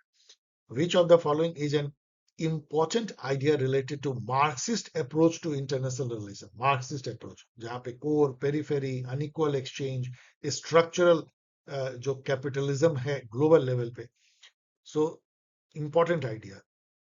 Anarchical structure is not important, ये रियलिज्म की है। Base and superstructure relation, yes. Human nature, no. Classical realism की। Institution, liberalism. So base and superstructure relationship at the global level. Which of the following statement is true? WTO नहीं, 1 जनवरी 1995 पे आता है, से ये इसकी जन्म होती है। WTO की न्यू अवतार of GATT, General Agreement on Tariff and Trade. WTO was created as a subsidiary of International Monetary Fund. No, दोनों में कोई नाता नहीं, WTO अलग है। IMF जो है ब्रिटेन वुड कॉन्फ्रेंस से बनी है। Multilateral Investment Guarantee Agency is a part of WTO. No, multilateral investment guarantee agency जो है वर्ल्ड बैंक ग्रुप का पार्ट है, World Bank group. so, 5 organisation है, उसका ये part. Trade related aspect of intellectual property right is a part of WTO mechanism. Of course यही सही है, जो ट्रिप्स कहते हैं इसको शॉर्ट में, ये डब्ल्यूटीओ के मैकेनिज्म का पार्ट है, ट्रेड रिलेटेड इंटेलेक्चुअल प्रॉपर्टी। अब यहाँ पे देखो ये आसान है, क्योंकि सारे इतने नोन थिंकर हैं, इसकी इतनी नोन बुक है। हांस बर्गनथाउ ने लिखा politics and nation, struggle for power and peace and power. Check कर लेना सेकंड टाइटल। तो ए का 3 और ए के 3 से ये हो जाता है क्रैक। अब आप बिना मैच किए मत जाना, क्योंकि एक से क्रैक हो गया, टाइम ज्यादा होगा, इसलिए मैं आगे बढ़ रहा हूँ, लेकिन जरूर याद कर। Which of the following statement is true? Kyoto Protocol commits the party to the treaty regulating ozone layer depletion. No, ये तो मॉन्ट्रियल प्रोटोकॉल है। क्योटो प्रोटोकॉल तो फॉसिल फ्यूल और उससे जो ग्रीन हाउस गैस निकलती है उसे रोकने की है। US is not a party to the Paris treaty on climate change. ये स्टेटमेंट सही है, यूएस उससे निकल चुका है, तो इसका मतलब ये दोनों गलत होगा, ये इसको चेक कर लेना, तो पढ़ ले। Which of the following is a principle of United Nations mentioned in Article 2 of its charter? तो 2 में क्या है, ये तो चलो मैंने 2 दिन पहले देखा था, तो इसमें चलो देखते, मुझे याद है, यानी respect sovereignty equality of all member. मुझे लगता है sovereign equality of all member का रेस्पेक्ट करना है। नो कंप्लीट डिसआर्ममेंट नहीं है, रिड्यूस इनइक्वलिटी नहीं है, प्रिवेंट यूज ऑफ वेपन नहीं, तो respect sovereign equality of all member. ये वेस्टफेलियन कॉन्सेप्ट है कि सभी स्टेट जो है, जो यूनाइटेड नेशन के मेंबर हैं, वो सॉवरेन है और इक्वल है। यहाँ एजर्सन देखो, emerging power like India have been making a demand for reform in the UN security council. We all know India जो है शामिल होना चाहता है, India, Germany, Japan, South Africa and all. So yes, and the organisation of UN security council does not adequately represent the emerging power. ये भी सही है, इसी के चलते हम सुधार चाहते हैं, तो ये 50 number देखो, given below are 4 groups of ideas. Which of these groups comprise all ideas drawn from Woodrow Wilson's 14 point? तो एक जो है 14 point का नहीं होगा, तो association of nation, league of nation बनी भी, राइट टू सेल्फ डिटर्मिनेशन भी उसमें था, कि नेशनल सेल्फ डिटर्मिनेशन, जो एक कॉम है वो नेशन बनने का हक रखता है। फॉर्मेशन ऑफ रीजनल ग्रुप, ठीक है। Right to self determination, free trade, तो फॉर्मेशन ऑफ रीजनल ग्रुप है कि नहीं, मुझे ये देखना पड़ेगा, ये मैं कंफ्यूज हूँ। राइट टू सेल्फ डिटर्मिनेशन में फ्री ट्रेड नहीं होगा। Ban on weapon on, no. General and complete disarmament नहीं था। Formation of international trade organisation, no. Open diplomacy, चलो ठीक है। Equal trade conditions, no. Adjust colonial claim, ये था। And decrease armament. तो अब जो है इन दोनों में देखो, मुझे लगता है कि ज्यादा चांस है कि ये सही होगा, कि इक्वल ट्रेड कंसर्न, क्योंकि कॉलोनियल कॉलोनियल क्लेम्स था उसमें, एंड डिक्रीज आर्मामेंट भी था। तो अब चलो मैं आपके लिए छोड़ देता हूं, मैं ए और डी इन दोनों में एक सही होगा, जरा रिसर्च कर लो। Which among the following is an import, लेकिन यहाँ पे आपको एक क्या सबक क्या दे रहा है कि वुड्रो विल्सन के 14 पॉइंट को पढ़ लो। 14 पॉइंट है, कितना 2 मिनट तो लगेगा पढ़ने में, ब्राउज कर लो। Which among the following is an important reason behind the signing of India USSR friendship treaty.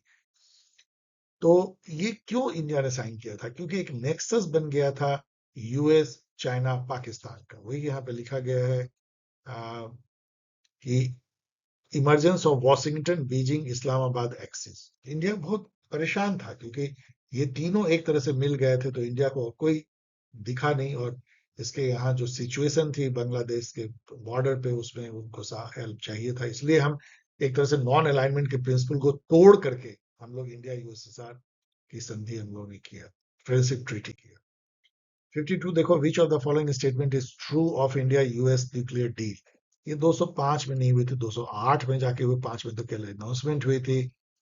तो यहाँ पे भी आप सुपर कंफ्यूज कर सकते हो। इसका सही आंसर मैं सीधा बता देता हूँ कि इंडिया इस डील में ये था कि सिविल और मिलिट्री न्यूक्लियर रिएक्टर्स जो है, या सिविल और मिलिट्री न्यूक्लियर एक्टिविटी जो है वो अलग अलग कर दिए जाएंगे, और civilian reactor were brought under IAEA's supervision, और मिलिट्री को उन्होंने छोड़ दिया।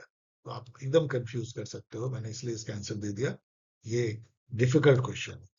विच of the following is a principle of Gujral doctrine. ये तो समझो कि मुझे लग रहा है शायद 50 से अधिक पेपर मैंने एनालाइज किए होंगे, out of more than 150 paper जो मैंने एनालाइज किए हैं, जिसमें गुजराल डॉक्ट्रिन पूछा गया है। ये मोस्ट ऑफ्ट रिपीटेड ये है। तो गुजराल डॉक्ट्रिन क्या था कि 96 में जब ये फॉरेन मिनिस्टर थे, बाद में तो कुछ समय के लिए प्राइम मिनिस्टर बने, तो इनका एक डॉक्ट्राइन था, एक नीति थी कि जो हमारे छोटे छोटे नेबर है, नेपाल, भूटान और मालदीव, श्रीलंका, इन लोगों को ना बिग ब्रदर सिंड्रोम है, हमको देख के डर जाते हैं।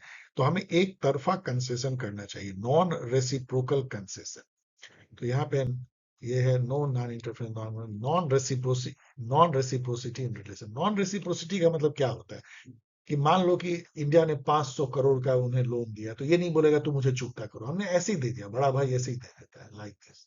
तो वो एक तरफा छूट है, एक तरफा जो हेल्प है वो हम देंगे, आपसे बदले में कुछ नहीं चाहेंगे, सो दैट कि आप हमको बेनाइन बिग ब्रदर मानो। मतलब आप बिग ब्रदर तो मानो, लेकिन बोलो ये हमारा बहुत भला बिग ब्रदर है। 54 देखो, एजर्सन है, peace and development in India's north eastern region is one of the objective of the look east policy. ये कौन बोलेगा नहीं? पीस एंड डेवलपमेंट दोनों होना चाहिए नॉर्थ ईस्टर्न रीजन, ये लुक ईस्ट पॉलिसी का एक पार्ट है। इंडिया है sign free trade agreement with ASEAN, ये भी सही है, हमने फ्री ट्रेड एग्रीमेंट साइन किया। लेकिन फ्री ट्रेड एग्रीमेंट क्या peace and development north east में बढ़ाता है? यस। क्यों? क्योंकि आसियान के साथ होगी तो यहाँ से बहुत सारे प्रोडक्ट जो हैं वो आसियान के साथ ट्रेड होगी, तो डेवलपमेंट होगा पीस के साथ में। तो मैं तो जाऊंगा ए के साथ। विच of the following is not one of the 4 foundational agreement between India and USA? जो 4 फाउंडेशनल है उसमें बेका आता है, 2020 में साइन हुआ था। लॉजिस्टिक एक्सचेंज लेमुआ आता है, communication capability and security agreement आता है, एक और है, चेक कर लेना। लेकिन इंटरनेशनल सोलर अलायंस तो नहीं है, that I will not accept. तो इसीलिए ये जो है इसको आप छोड़ सकते हैं। Which of the following is part of the look west policy? तो ये तो मतलब बहुत ही ऑब्वियस है कि लुक वेस्ट पॉलिसी जो है वो एशियन है, वेस्ट एशिया के लिए है। तो यहाँ पे तो आप देखोगे तो यूएई, सऊदी अरेबिया है, वेस्ट एशिया के हैं। तालिबान रीजन से कोई मतलब नहीं है, यूरोपियन नहीं है। ग्वादर पोर्ट पाकिस्तान में, उससे भी नाता नहीं है। तो यूएई, सऊदी अरेबिया के साथ, इन जनरल अरब वर्ल्ड के साथ जो है हमें जो बढ़ानी है हमारी जो पैट है वहां, या फ्री ट्रेड एग्रीमेंट है यूएई के साथ हमने साइन किया, and all is part of look west policy, look east का counterpart. Look the question 57, which of the following statement are true, choose the correct answer. तो correct इसमें देखना है, Indian policy of non alignment was a response to the cold war. कौन बोलेगा नहीं? तो one जरूर होना चाहिए, यदि वन नहीं है तो खत्म कर दो। India's policy of non-alignment also involved extending support to national self-determination movement. ये तो आपको पता है, वुडरो विल्सन में भी थी। सब इंडिया सपोर्ट करता था कि जो भी कॉम है उसको अपना नेशन मिलना चाहिए, तो बी जरूर होना चाहिए। बी यदि किसी में नहीं है तो उसको खत्म कर दो। Despite being non-aligned, India, in pursuit of national interest, compromised the idea of equidistance from superpower. ये बहुत कंट्रोवर्शियल है, लेकिन ये हम लोगों ने किया तो जरूर। रसिया के साथ अभी हम लोगों ने देखा ना, यूएसएसआर के साथ में, तो ये भी policy of non alignment provided India from joining the general agreement on tariff trade. ऐसा नहीं है, हम लोग गैट के मेंबर थे, हमें कोई रोक टोक नहीं थी, तो चलो ये ठीक है। 58 देखो, as per the Indian Navy's maritime doctrine, there are four types of role of Indian Navy, namely military, diplomatic, constabulary and benign. Benign मतलब कि जो जिसमें कोई harm नहीं है। Which of the following describe the military role? तो military role देखोगे तो employ force to enforce law of the land or to implement an international regime. I don't think कि Indian international regime को करने के लिए हम अपने नेवी को भेज देंगे। Projecting power and deterring potential adversary in and around और फ्रॉम द सी, बिल्कुल यही है। हम अपने पावर को प्रोजेक्ट कर सकते हैं, पावरफुल हैं तो, और अपने एडवर्सरी से रक्षा कर सकते हैं। डिजास्टर मैनेजमेंट नहीं आएगा, वो दूसरे में आएगा। Favourably shape maritime environment in, no ये मिलिट्री नहीं है। Which of the following statement about the India-Pakistan Indus Water Treaty is true? It was signed in 1960. गलत है 59. It allotted water of Indus, Ravi, Beas to Pakistan. No. Jhelum, Chenab and Indus के water उन्हें मिली थी, हमें हम लोगों को मिली Ravi, Beas and Sutlej. It established the Permanent Indus Commission. ये बिल्कुल सही है। It has been bilaterally withdrawn. No. इसका करंट स्टेटस यदि आप देखोगे तो ये है kept in abeyance after Pahalgam attack. kept in abeyance, इसको रट लो, अभी जो है kept in abeyance है। India is an original member of which of the following group? तो आसियान के मेंबर तो है ही नहीं, तो ये ऐसे ही खत्म हो गया। क्वाड के मेंबर हैं, ब्रिक्स के हैं, एससीओ हैं, लेकिन ओरिजिनल एससीओ के नहीं है। हम एससीओ को ज्वाइन 2017 में करते हैं, जबकि तो 1996 से ही एससीओ की संघाई 5 से कल्पना हो गई थी। SAARC, BRIC and SCO, original तो एससीओ के भी नहीं है। सार्क के हैं, ब्रिक्स के हैं एंड क्वाड के, इन सब के हम शुरू से मेंबर हैं। Ederson, देखो, the Constituent Assembly of India did not include a separate provision for freedom of press.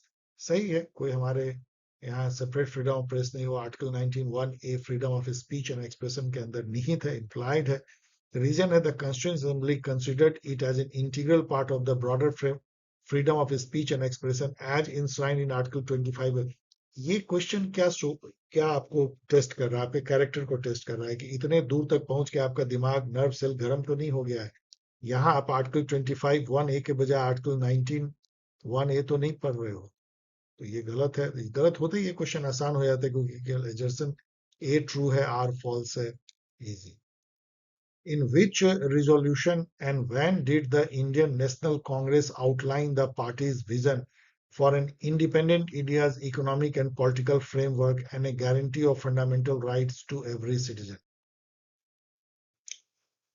तो ये क्वेश्चन थोड़ा सा आपको परेशान कर सकता है, लेकिन नहीं तो आप थोड़ा पहले जाएंगे कि जैसे नेहरू रिपोर्ट है, उसी तरह से कराची रिजोल्यूशन बहुत फेमस है, जिसमें कि एक तरह का कॉन्स्टिट्यूशनल विजन जो था इंडिया का, कि माइनॉरिटी को क्या राइट देंगे, फंडामेंटल राइट क्या देंगे, ऑल ये सब चीजें थी। आर्टिकल, इसके बारे में और जाके नेट पे पढ़ लेना। Article 15(4) enable the state to make a special provision for socially and educationally backward classes, scheduled caste and scheduled tribe. Which of the following is true? ये फर्स्ट अमेंडमेंट से इंजर्ड किया गया था, याद रखना, 15(4). तो ये तो एडेड बाय फर्स्ट अमेंडमेंट। और ये भी याद रखो कि ये फर्स्ट अमेंडमेंट जब आई थी जून 1951 में, उस समय में कोई हमारे यहाँ पार्लियामेंट भी नहीं था, चुनाव भी नहीं हुए थे। ये जो कॉन्स्टिट्यूएंट असेंबली थी, उसने अपने को प्रोविजनल पार्लियामेंट में कन्वर्ट कर लिया था, उसने पास किया था। 64 है, which of the following statement are true? Fundamental right, दो ही स्टेटमेंट सही है। Fundamental right can not be amended by an absolute majority. Fundamental right can be amended by special majority under Article 368। ये केशवानंद भारती केस में ये establish हो गया, केवल बेसिक स्ट्रक्चर चेंज नहीं हो सकती। सो ए इज रॉन्ग। अब यहाँ पूछ रहा है ट्रू, तो ए नहीं होना चाहिए। तो इन दोनों में देखो, बी को पढ़ेंगे भी नहीं क्योंकि बी ट्रू है, because of the structure. C D में देखो, fundamental rights are justiciable right, we all know, इसलिए सी सही है, तो बी सी सही है, डी को पढ़ लेना जो गलत होगा। Which of the following principle form the basis upon which the Green Tribunal in India is operate? Green Tribunal NGT कहते हैं, नेशनल ग्रीन ट्रिब्यूनल। तो ये क्यों लागू किया गया हो, क्यों लाया गया होगा? क्योंकि सस्टेनेबल डेवलपमेंट करना है, balancing economic development with environmental protection, yes. Promoting organic produce through green farming, no, इसका कोई नाता एग्रीकल्चर से नहीं है, तो टू को निकाल दो। तो टू टू टू, तो 1 3 4 पढ़ लेना बाकी। Which of the following statement is not true? The money bill must be introduced in the Lok Sabha. Yes, ये तो true है. The money bill must be introduced only with the recommendation of the Finance Minister of India. No, ऐसा कुछ भी नहीं है. कोई finance minister की रिकमेंडेशन नहीं चाहिए. प्रेसिडेंट की रिकमेंडेशन चाहिए. फाइनेंस मिनिस्टर के बदले प्रेसिडेंट होता तो ये सही होता. तो ये जो है नॉट ट्रू खोजना था, आपको नॉट ट्रू मिल गया. ये दोनों ट्रू होंगे, पढ़ ले. Given below two statement, Ejerson देखो, a 3-member election commission became norm since 1993. ये बिल्कुल सही है. टीएन सेशन उस समय में थे और 3 मेंबर बनाया गया, फिर कभी 3 मेंबर से नीचे नहीं गया. रीजन है the election commission candidates of service and election commissioner transaction of business act was passed by the government in January 1993. तो ये दोनों स्टेटमेंट, लेकिन ये स्टेटमेंट में प्रॉब्लम क्या है कि ये जो इलेक्शन कमीशन वाली जो एक्ट थी जिससे 3 मेंबर थी, ये ओरिजिनली 1991 में इनेक्ट हुआ था. और ये जो है इसको अमेंड किया गया था एक ऑर्डिनेंस से, बाद में वो एक्ट बना. तो चलो इसको भी कह सकते हो एक एक्ट किया गया ऑर्डिनेंस. तो ये दोनों स्टेटमेंट सही है. और चूंकि ये इसके थ्रू ये हुआ था, तो मैं तो ए के साथ ही जाऊंगा, जो कि जनरल नॉर्म है. Which amendment of the Constitution of India froze the delimitation of Lok Sabha and State Assembly? Seat की जो संख्या है उसको फ्रीज कर दिया गया अगले 25 साल के लिए. एक अमेंडमेंट से, उस अमेंडमेंट का था 84th अमेंडमेंट, 2001 में था, चेक कर लेना. उससे इसको फ्रीज कर दिया गया था वाजपेयी जी के टाइम में. अब जो है 2026 आ गया है. अब एक हॉर्नेस नेस्ट है कि क्या किया जाए, क्योंकि अभी भी कोई सॉल्यूशन नहीं है कि जो सॉदर्न स्टेट है उनको कैसे एकोमोडेट किया जाएगा. उनकी जनसंख्या तो उतनी बढ़ी नहीं है, और यदि जनसंख्या के बेसिस पे यदि डिलिमिटेशन होता है तो सॉदर्न स्टेट बहुत दुखी होंगे. 69 देखो, which of the following pairs between books and author is correctly match. तो इसमें मैंने कोई दिमाग ही नहीं लगाया, क्योंकि ये आप बिल्कुल ढूंढ नहीं पाओगे इसको, बिकॉज सब एक बहुत ही नए बुक हैं और कुछ कुछ होके आप नहीं जानते होगे. बहुत बड़े बड़े थिंकर हैं अभी कंटेम्प्रेरी, लेकिन हम लोग इसको उनको ज्यादा पढ़ते नहीं है कंटेम्प्रेरी थिंकर को. तो इसमें ये जो बुक है, ये इसमें आपको करेक्टली मैच कहा है. तो बलबीर अरोड़ा ने India's beleaguered federalism the pluralist challenge, तो मतलब हमारे फेडरलिज्म के क्या चैलेंज को लिखा होगा. बाकी इन सबको खोज करके आप देख लो, और थोड़ी बहुत इस बुक के बारे में और ऑथर के बारे में भी जान, यदि आपको इंटरेस्ट है. ये बहुत ही अच्छा क्वेश्चन है एकदम, जिस तरह क्वेश्चन मैं भी सेट करता हूं जनरली, कि आपको वो केसेस पता होने चाहिए सुप्रीम कोर्ट को जिससे कि फंडामेंटल राइट का दायरा बढ़ना है. जैसे ओल्गा टेली वर्सेस मुंबई या बॉम्बे म्यूनिसिपल कॉर्पोरेशन ने राइट टू लाइवलीहुड को इस्टेब्लिश किया. चलो ए के 4 से देखते हैं. ए के 4 से ये क्रैक हो जाता है, बाकी को मैच करके और बिना रटे हुए आगे मत बढ़ना. ये सब बहुत फेमस केस है, जिससे एक डिफरेंट जो टाइप की जो हमें आजादी मिली है, राइट मिला है अंडर आर्टिकल 21, उसमें इन केसेस का हाथ है. इन सब केसेस के प्रोनाउंसमेंट में, मतलब जो उसकी जो जस्टिस दी गई है, जजमेंट दी गई है, उसके through as a judicial interpretation हमें वो अधिकार मिले हैं, जैसे राइट टू प्राइवेसी जो है पुटुस्वामी केस से मिला है. Who among the following scholars characterize the Indian state as a soft state? ये भी इतना घिसा पिटा क्वेश्चन हो गया है, मैंने कितनी ही एग्जाम में देखा है. 1968 में स्वीडन के एक इकोनॉमिस्ट थे गुनार मैडल, उन्होंने एक बुक लिखा था Asian drama an inquiry into the poverty of nation. उसमें उन्होंने कहा था कि जो नए स्टेट बने हैं लाइक इंडिया एंड पाकिस्तान जैसे, और ये सब, वो सब सॉफ्ट स्टेट हैं. वो कानून बनाते हैं, इम्प्लीमेंट नहीं कर पाते, पॉलिसी बनाते हैं, इम्प्लीमेंट नहीं कर पाते. मतलब वो अभी उतने इफिशिएंट हार्ड इंस्टीट्यूशनलाइज स्टेट नहीं हुए हैं, जो कि जो सोचते हैं वो कर गुजरते हैं. वो सोचते हैं लेकिन हो नहीं पाता उनसे, वो इम्प्लीमेंट नहीं कर पाते. गुनार मैर्डर. अब यहाँ पे देखो ये भी आसान है, अमर्त्य सेन जो है कैपेबिलिटी अप्रोच के लिए जाने जाते हैं मार्था नॉसबॉम के साथ, तो ए का थ्री क्या मैच, तो ए के थ्री से कुछ खास तो मिला नहीं। तो चलो बी में देखते हैं। अतुल कोहली ने बुक लिखा है स्टेट डायरेक्टेड डेवलपमेंट 2004 में। यदि ये बुक आपको पता है, वैसे तो ये जाने जाते हैं इंडियाज क्राइसिस ऑफ गवर्नेबिलिटी, लेकिन यदि ये बुक आपको याद हो तो सीधा देखिए state directed capitalism and development, तो बी का टू हो जाएगा और इससे आपको जो है क्रैक हो जाता है। बाकी दो बुक को मैच कर लेना, आगे बढ़। एजरसन है, according to Sudipta Kaviraj, identities in India are not inherently anti-development, but often become vehicles for claim of redistribution and justice.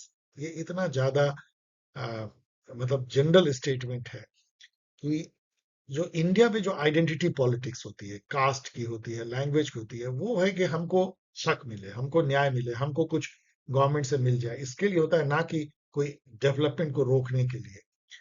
तो ये सही है, identity politics always undermine development and economy. ये तो खुद ही ये कह रहा है कि नहीं एंटी डेवलपमेंट नहीं है, तो ये तो गलत होगा। तो इसलिए ये क्वेश्चन बहुत आसान बन जाता है कि A is true, R is false, even without knowing कि सुदीप्ता कविराज ने क्या कहा। Arrange the following event in the chronological order, तो यहाँ तो मैंने दे दिया है क्रोनोलॉजी, लेकिन आप देख लो, इसे self respect movement, E V Ramaswamy Naicker जो पेरियार कहलाते हैं उनका है 1925 का। All India Trade Union Congress 1920 में बनता है। चंपारण सत्याग्रह गांधी जी का फर्स्ट सत्याग्रह था इंडिया में, मेजर बड़ा सा, जो साउथ अफ्रीका से आने के बाद 1917 में। और अनहाइलेशन ऑफ कास्ट जो है 1936 में Ambedkar ji. Which of the following statement are true regarding Dalit movement in a true, तो हमको गलत ढूंढना है। दे principally aimed at social, political and economic emancipation of the socially oppressed class, कौन बोलेगा नहीं। The term Dalit was popularized by B R Ambedkar, no वो तो डिप्रेस क्लास कहते थे दलित, तो ये तो गलत है। अब यहाँ पे ट्रू है तो टू तो हो नहीं सकता है, तो टू टू टू, तो वन एंड थ्री बाकी पढ़ लेना, वन एंड थ्री ही सही है। Like Dalit panther were inspired by Black Panther movement in the USA. Who among the feminist scholars have authored the book Gendering Caste? तो gendering caste through a feminist lens, Uma Chakravarti. अब ये भी इतना unknown है, difficult है, इसलिए मैंने सीधा दे दिया है। यहाँ पे जो है निवेदिता मेनन का नाम है, तो सीइंग लाइक ए फेमिनिस्ट, ये दोनों बुक को याद भी कर लो। Who among the following advocated for a non-party political formation in India? ये कहने वाले थे रजनी कोठारी। रजनी कोठारी का ये कहना था कि पार्टी पॉलिटिक्स इंडिया को कुछ नहीं दे पाएगी। इनफैक्ट यहाँ पे जरा सोचने की बात है, यदि आप पॉलिटिकल साइंस के स्टूडेंट हो, कि पॉलिटिकल पार्टी अपने को प्राइवेट एंटिटी कहती है। प्राइवेट एंटिटी याद रखो, वो आरटीआई के दायरे में भी नहीं आती, कहती हम तो प्राइवेट एंटिटी है, जैसे कोई कंपनी होती है वैसे है। तो क्या हम किसी प्राइवेट एंटिटी को कंट्री का सौंप देते हैं, सॉवरेनिटी चलाने के लिए देते हैं? ये सोचो, रूसो के टर्म में सोचो। तो इसके चलते कई थिंकर जो जो थॉट लेके आते हैं, कहते हैं क्या ऐसा संभव नहीं कि पार्टी नहीं होता, जैसे जयप्रकाश नारायण, पार्टीलेस डेमोक्रेसी नहीं होती। हम मुद्दों पे चुन सकते हैं, पार्टी को छोड़ो, हम खुद रूल कर रहे हैं, हम कुछ एक और ऐसा इस तरह से करें कि हम खुद रूल कर पाए, किसी पार्टी पॉलिटिक्स में ना जाए। सोचो कैसे हो सकता है, बट इट्स वेरी डिफिकल्ट। लेकिन रजनी कोठारी ने इस पर सोचा था, जेपी ने भी सोचा है, गांधी जी ने भी सोचा था, उन्होंने कहा था कांग्रेस को बैन कर दो। तो रजनी कोठारी की बुक है politics and people in search of a human India, उसमें उन्होंने नॉन पार्टी पॉलिटिक्स की बात की थी। यहाँ पे पार्था चटर्जी की बुक है the intimate enemy loss and no, ये पार्था चटर्जी की तो नहीं है, मुझे नहीं लगता। इंटीमेट इन इन ये मुझे लग रहा है आशीष नंदी की है, देख लेना, मुझे लग रहा है ये गलत है। मैं मेमोरी से बोल रहा हूँ, मैं क्वेश्चन मार्क कर रहा हूँ, ये आशीष नंदी की बुक होनी चाहिए। एंड एंड्री बिटल की बुक है caste class and power. Which among the following is one of the reason behind the demand for a separate Vidarbha state? ये कॉमन सेंस से है, यहाँ पे ये सबसे लंबा स्टेटमेंट है। Uneven resource distribution and neglect in development, ये रीजनल डेवलपमेंट के बेसिस पर विदर्भा महाराष्ट्र का जो है वो अलग स्टेट की मांग कर रहे हैं। ये क्वेश्चन आपको एक प्रॉम्प्ट देता है कि जितने भी अलग स्टेट के मांग हो रहे हैं, हरित प्रदेश हो चाहे मिथिला हो एंड ऑल, ये सबको जरा एक बार देख लो। जगह जगह पूछा जाता है, मैच करने भी आता है, किस स्टेट में कौन सी न्यू स्टेट की डिमांड वाली मूवमेंट चल रही है। Who among the following scholars have observed that electoral politics in India has depoliticized poverty and reinforced clientelism?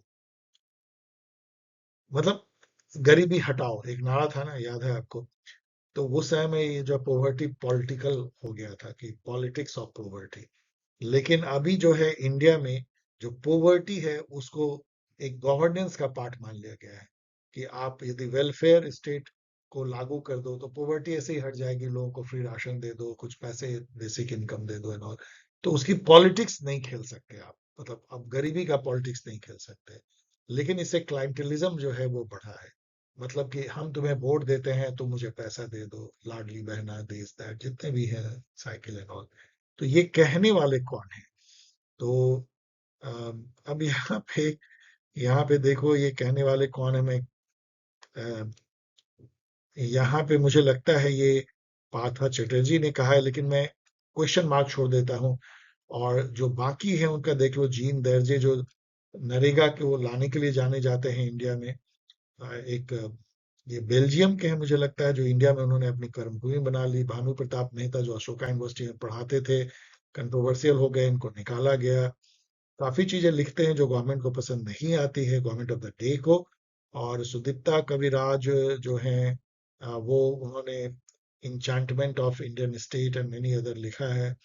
तो स्टेट पे लिखते हैं, नेशनलिज्म पे लिखते हैं, मॉडर्निटी। और पार्था चटर्जी ने पोस्ट कॉलोनियल थिंकर हैं जिन्होंने कि नेशनलिज्म पे भी लिखा है, पोस्ट कॉलोनियल नेशनलिज्म पे लिखा है, many other.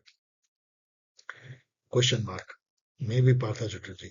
The self respect movement जो अभी आपने देखा 1925 में पेरियार का, was फंडामेंटली क्या था? अब यहाँ पे देखो सबसे लंबा स्टेटमेंट सबसे सही, radical social movement challenging the brahminical hegemony and caste hierarchy in Tamil Nadu और Dravid.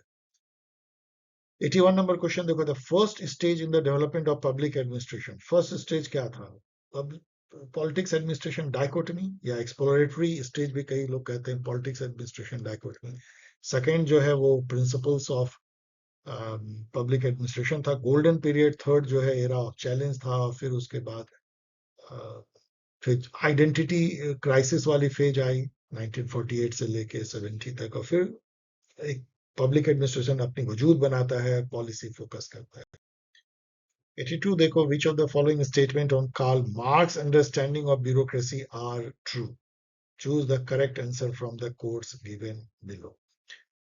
Understanding of bureaucracy, bureaucracy को कैसे देखते थे?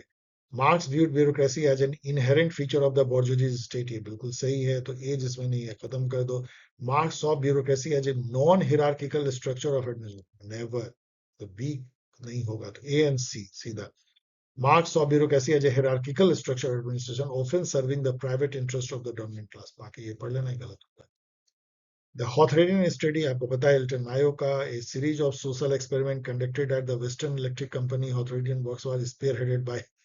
तो इस तरह क्वेश्चन बहुत आपको कम इसमें है लड्डू question. Mary Parker followed management theory, emphasized which of the following as the key element of effective management। तो इन्होंने ये कहा था कि सेंट्रलाइजेशन कभी नहीं, कमांड कंट्रोल नहीं, कंट्रोल हायरार्की ऑथोरिटी नहीं, डिसइंटीग्रेशन पावर ग्रैबिंग नहीं, कोलैबोरेशन होना चाहिए, पार्टनरशिप होना चाहिए, integration as a method of conflict resolution होना चाहिए, पावर शेयरिंग होना चाहिए, लॉ ऑफ सिचुएशन होना चाहिए, लाइक दैट। मैच करो, हर्बर्ट साइमन किसके साथ जाएंगे? The administrative state, no, ecology science of the artificial नाम की उन्होंने बुक लिखी है, मैंने इस बुक को पढ़ी है। और आपको जान के आश्चर्य होगा कि इन्होंने उस समय में 1970s में ये बात करते हैं आर्टिफिशियल इंटेलिजेंस की। He was a great thinker of artificial intelligence, जिसको आज हम लोग देख रहे हैं, हर्बर्ट साइमन। सोचिए, एक पब्लिक एडमिनिस्ट्रेशन का एडमिनिस्ट्रेटिव थिंकर और आर्टिफिशियल एंड कंप्यूटर साइंस का भी उतना बड़ा क्या था।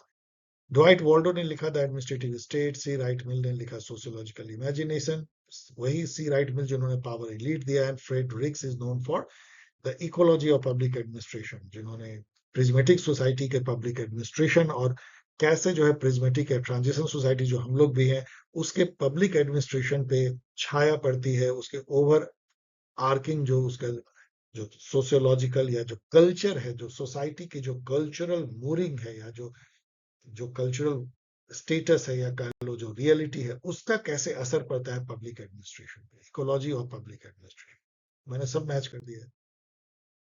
यहाँ जोन ऑफ इंडिफरेंस की बात कर रहे हैं, ये चेस्टर बर्नार्ड ने दिया था ये थॉट। इन्होंने कहा था कि सबऑर्डिनेट के ब्रेन में वो जगह जहां पे कि वो कोई जो है सोचता भी नहीं है कि साहब जो कह रहे हैं उसको करना है कि नहीं। जैसे मैं कई बार एग्जांपल दिया हूँ, गवर्नमेंट ऑफिसेज में यदि साहब घंटी बजाए और प्यून को बोले कि ये फाइल को लेके वहां पहुंचा दो, तो क्या कभी प्यून बोलेगा साहब मैं क्यों पहुंचाऊं?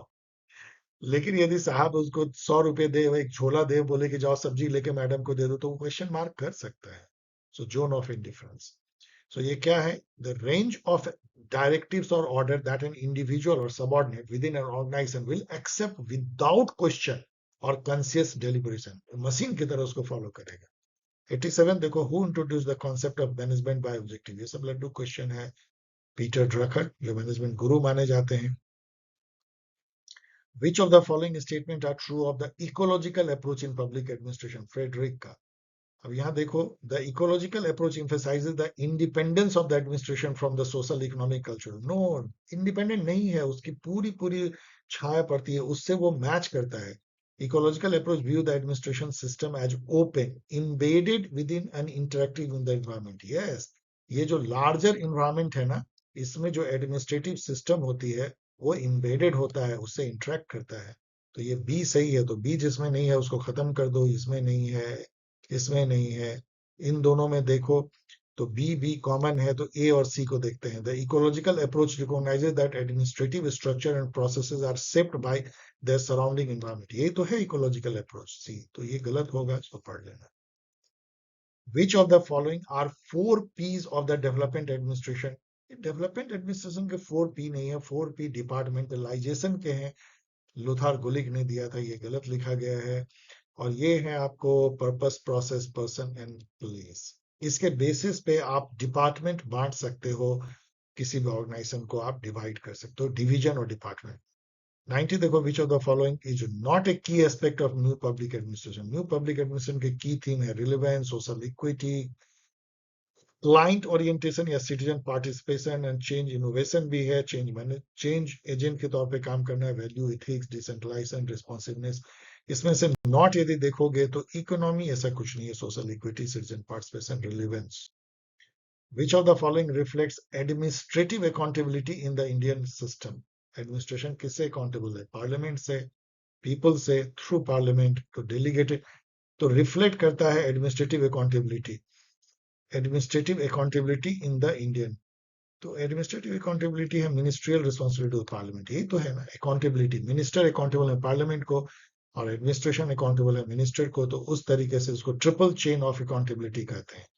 पब्लिक एडमिनिस्ट्रेशन अकाउंटेबल है मिनिस्टर को, मिनिस्टर, मिनिस्टर अकाउंटेबल है पार्लियामेंट को, पार्लियामेंट अकाउंटेबल है पीपल को, जो रियल रूलर है, शासक। ट्रिपल चेन ऑफ अकाउंटेबिलिटी, ये सुप्रीम कोर्ट ने कहा था अपने जजमेंट में। 92 given below are two statement, one is level adjustment, चलो adjustment पढ़ते हैं। The public account committee PAC cannot question the policy decision of the government। ये बात सही है। देखो, पब्लिक अकाउंट कमेटी या इवन सुप्रीम कोर्ट भी कहती है हम पॉलिसी क्वेश्चन नहीं करेंगे। यदि पॉलिसी बनाना गवर्नेंस का पार्ट है, आप जो पॉलिसी बनाओ। और इसीलिए देखो कि जो दिल्ली में जो शराब पॉलिसी बनी, जिसमें अंत में केजरीवाल और सबको छोड़ दिया गया, क्यों? क्योंकि कोर्ट का हमेशा कहना है कि पॉलिसी सरकार का बनाना काम है, भले उस पॉलिसी से सरकार को घाटा लग जाए, फायदा हो जाए। 2G पॉलिसी बनी, अंत में सब लोग छूट गए, क्योंकि पॉलिसी बनाना सरकार का काम है और उसमें कोर्ट दखल नहीं कर सकती है। पॉलिसी बनाने में बेईमानी हुई है ये आप नहीं कह सकते हो, पॉलिसी तो बनेगी। हाँ, पॉलिसी को इंप्लीमेंट करने में यदि कोई धोखाधड़ी हुई है तो आप कोर्ट में ले जाइए, लेकिन पॉलिसी गलत है इस पे आप नहीं कह सकते। तो पॉलिसी पे नहीं पीएससी देखती है। The role of PSC is limited to examining the legality and propriety of the expenditure, जो उस पॉलिसी को इम्प्लीमेंट करने में हुए। तो आर जो है सही है और ए भी सही है। तो और चूंकि पॉलिसी पे नहीं जाती तो इसको एक्सप्लेन भी कर रहा है, so I will go with A. Control of corruption जो है ये Santhanam committee, anti corruption committee 62 63 में बनती है। ई गवर्नेंस जो है वो सेकेंड एडमिनिस्ट्रेटिव रिफॉर्म कमीशन इसको, इसकी रिकमेंडेशन करती है। कोऑपरेटिव फेडरलिज्म के बाद जो है वो सरकारिया कमीशन करती है, जो 1983 में बनती है। It is the first centre state commission. And civil services reform होता कमेटी बैठी थी, इसलिए शायद 2004 में। मैंने सब मिला दिया, देख लेना। Which of the following statement are correct about MG NREGA, जो कि अब 1 जुलाई से भी विकसित भारत जी राम जी में जो है कन्वर्ट हो गई है, या नई कह लीजिए आ गई। 50 दिन तो है नहीं, तो टू को हटा दो। 100 दिन था, तो ये तो बिल्कुल गलत है। टू टू तो आपको 1 और 4, 4 को आप पढ़ लेना सही है, बाकी गलत। Which of the following reform has directly influence the administrative culture in India from bureaucracy and rule centric to citizen centric governance? क्या ऐसा रिफॉर्म हुआ जो कि ब्यूरोक्रेसी को बदल दिया? तो इसमें ई गवर्नेंस छोड़ के और कुछ भी नहीं है, क्योंकि physical responsibility budget management act नहीं, गुड्स एंड सर्विस टैक्स नहीं, आयुष्मान भारत नहीं। तो e governance mission mode project कह सकते हो, लेकिन क्या बदला है एज ए जनता सोचो। Arrange the following scheme in the chronological order of the year of launch. तो RTI act we all know 2009 की है, जो लागू होती है 2010 से। पीएम जनधन योजना 2014 मोदी जी के आते ही।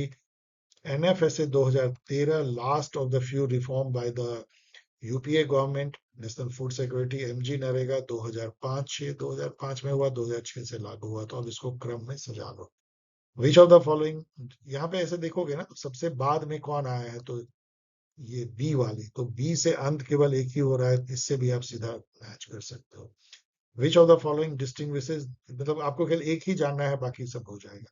Which of the following distinguishes NITI Aayog from the former planning commission? दोनों बहुत तरह से एक ही हैं, दोनों नॉन कॉन्स्टिट्यूशनल नॉन स्टैट्यूटरी संस्थाएं जो कैबिनेट रिजोल्यूशन से बनी है, दोनों की प्लानिंग से नाता है। NITI Aayog has a constitutional status? No. It distribute from plan grant? No. It promotes cooperative and competitive federalism through policy coordination? सही है। It centralizes national economic planning? No. Which of the following sections of the Right to Information Act 2005 outlines specific exemptions under which public authorities are not obligated to disclose information? एक बहुत सारे ऐसे information है जो RTI में आपको नहीं दे सकते पब्लिक इंफॉर्मेशन, और उसका दायरा थोड़ा बढ़ भी रहा है, इससे जो आरटीआई थोड़ी डायल्यूट भी हो रही है। जैसे उसमें सबसे जो अच्छी है कि इसे पर्सनल इंफॉर्मेशन, मान लीजिए कोई आपसे बोलेगा, सरकार से बोले कि इस आदमी का मोबाइल कॉल कहाँ कहाँ करता है, तो क्यों आपको दिया जाए? आपको क्यों क्यों जानना है? उसकी प्राइवेसी में क्यों दखल देना है? इस टाइप के हैं। या कोई फ्यूडिशरी ट्रस्ट में आपने कोई इंफॉर्मेशन रखा है, किसी का इंफॉर्मेशन आपने एज ए रिपोजिटरी, जैसे आधार की इंफॉर्मेशन हमारी गवर्नमेंट ने रखी है ट्रस्ट के भरोसे, तो वो किसी को आप कैसे दे दोगे, उसको कैसे डिस्क्लोज कर दोगे? इस टाइप की चीजें इसमें। कॉमर्शियल हमारा जो ट्रेड सीक्रेट है, अदरवाइज ये सब चीजें आप नहीं दे सकते हो। सो ये सेक्शन 8 में है, याद रख लो।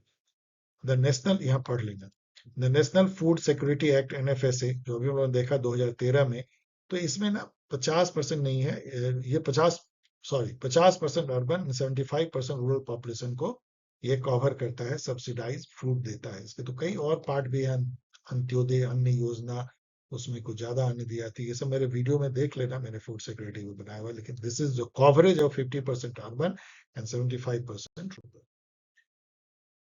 100 नंबर क्वेश्चन देखो, नेशनल हेल्थ मिशन जो है वो कब इंटीग्रेट किया दो प्रोग्राम को? किस दो प्रोग्राम को किया? देखो पहले क्या हुआ था, 2005 में होता है launch national rural health mission NRHM। फिर 2013 में लॉन्च होता है नेशनल अर्बन हेल्थ मिशन। और उसी टाइम में गवर्नमेंट डिसाइड करती है कि ये दो अलग अलग नहीं रहेंगे, ये नेशनल हेल्थ मिशन में के दो पिलर बन जाएंगे। तो उसी साल नेशनल हेल्थ मिशन लॉन्च होता है। अब तो वो जो है पीएम जय में बदल गई है, पीएम जन आरोग्य योजना आयुष्मान भारत, इसमें बदल गई है वो। तो उस समय में आप देखो तो NRHM और NUHM को उन्होंने मर्ज किया। तो डियर स्टूडेंट, बिफोर आपको मैं थैंक्स बोलूँ ऑल, आपको आपने देखा होगा मैं पूरी तरह से थक गया हूँ इसको आप सोच सकते हो 1-1.5 घंटे से भी ज्यादा रिकॉर्ड करना, लेकिन इसको पढ़ते हुए मुझे बहुत ज्ञान मिला था। और आप भी यदि मैंने बहुत हड़बड़ी में बनाया, नहीं तो 2.5 घंटे का बनता। आपको जहां मैं बोल रहा हूँ कि पढ़ो इसको, मनन करो, आगे बढ़ो, यदि आप उस तरीके से करोगे तो आपको बहुत नॉलेज इस एक पेपर से मिल जाएगा। सो डियर स्टूडेंट, यदि आप इस स्लाइड तक पहुंच गए तो आपके पेशेंस को क्यूडोस, आप मतलब आपको नमस्कार है, नमन है। और फिर से आपको एक बार मुझे याद दिलाना है, उसके पहले ये भी रिक्वेस्ट करना है कि यदि आपने इसको पसंद किया हो, इस मेहनत को और मेरे पैशन को, जो नॉलेज शेयर करने की, तो आप भी शेयर करें, क्योंकि नॉलेज शेयर करने से बढ़ता है और आपको खुशी भी मिलती है। तो इसको आप लाइक करें, शेयर करें, सबको बताएं। ये कभी ना सोचे कि मैंने देख लिया तो मैं नॉलेजेबल हो जाऊंगा, कभी नॉलेज ठहरे पानी के जैसे सड़ जाता है। तो इसको शेयर करें और कमेंट भी करें। अच्छा लगता है आपके कमेंट, मैं कभी-कभी जाके देखता भी हूँ। और यदि आप UGC NET SET assistant professor PSC ये सब एग्जामिनेशन की तैयारी करने वाले हैं अगले 6 महीने में, तो आपके लिए गोल्डन अपॉर्चुनिटी है फाउंडेशन बैच ज्वाइन करने का 1 अगस्त से। और मॉक टेस्ट सीरीज तो होता ही है 6 6 महीने पे यूजीसी नेट के लिए, उसमें सेट असिस्टेंट प्रोफेसर के भी स्टूडेंट भाग लेते हैं। इस बार से तो दो दो हो रही है, पॉल साइंस एंड आईआर। आप उसको ज्वाइन कर सकते हैं 15 सितंबर से। ये सब टेंटेटिव डेट है। इस तरीके से आप पॉल साइंस हेल्प से जुड़ सकते हैं, उसके कम्युनिटी मेंबर बन सकते हैं। वेबसाइट है paulsciencehelp.in, ईमेल है paulsciencehelp@gmail.com, टेलीग्राम है @paulsciencehelp ऑल साइंस हेल्प। यहाँ आपको मिलते हैं सारे इंपॉर्टेंट इंफॉर्मेशन पल झपकते। और ट्विटर है, इसको एक्स कह सकते हैं, Paul science help @paul science help. Easy to remember. चलिए मिलेंगे किसी एक और वीडियो के साथ, तब तक के लिए take care, enjoy, bye. And जो भी आप यूजीसी नेट दे रहे हो, यदि ये देख रहे हो, तो टुमारो के लिए good luck. Share your memory recall question, जो सबसे ज्यादा करेंगे एज यूजुअल उनको इन सब में हो सकता है काफी कम पे या फ्री पे भी ज्वाइन कर सकते हैं।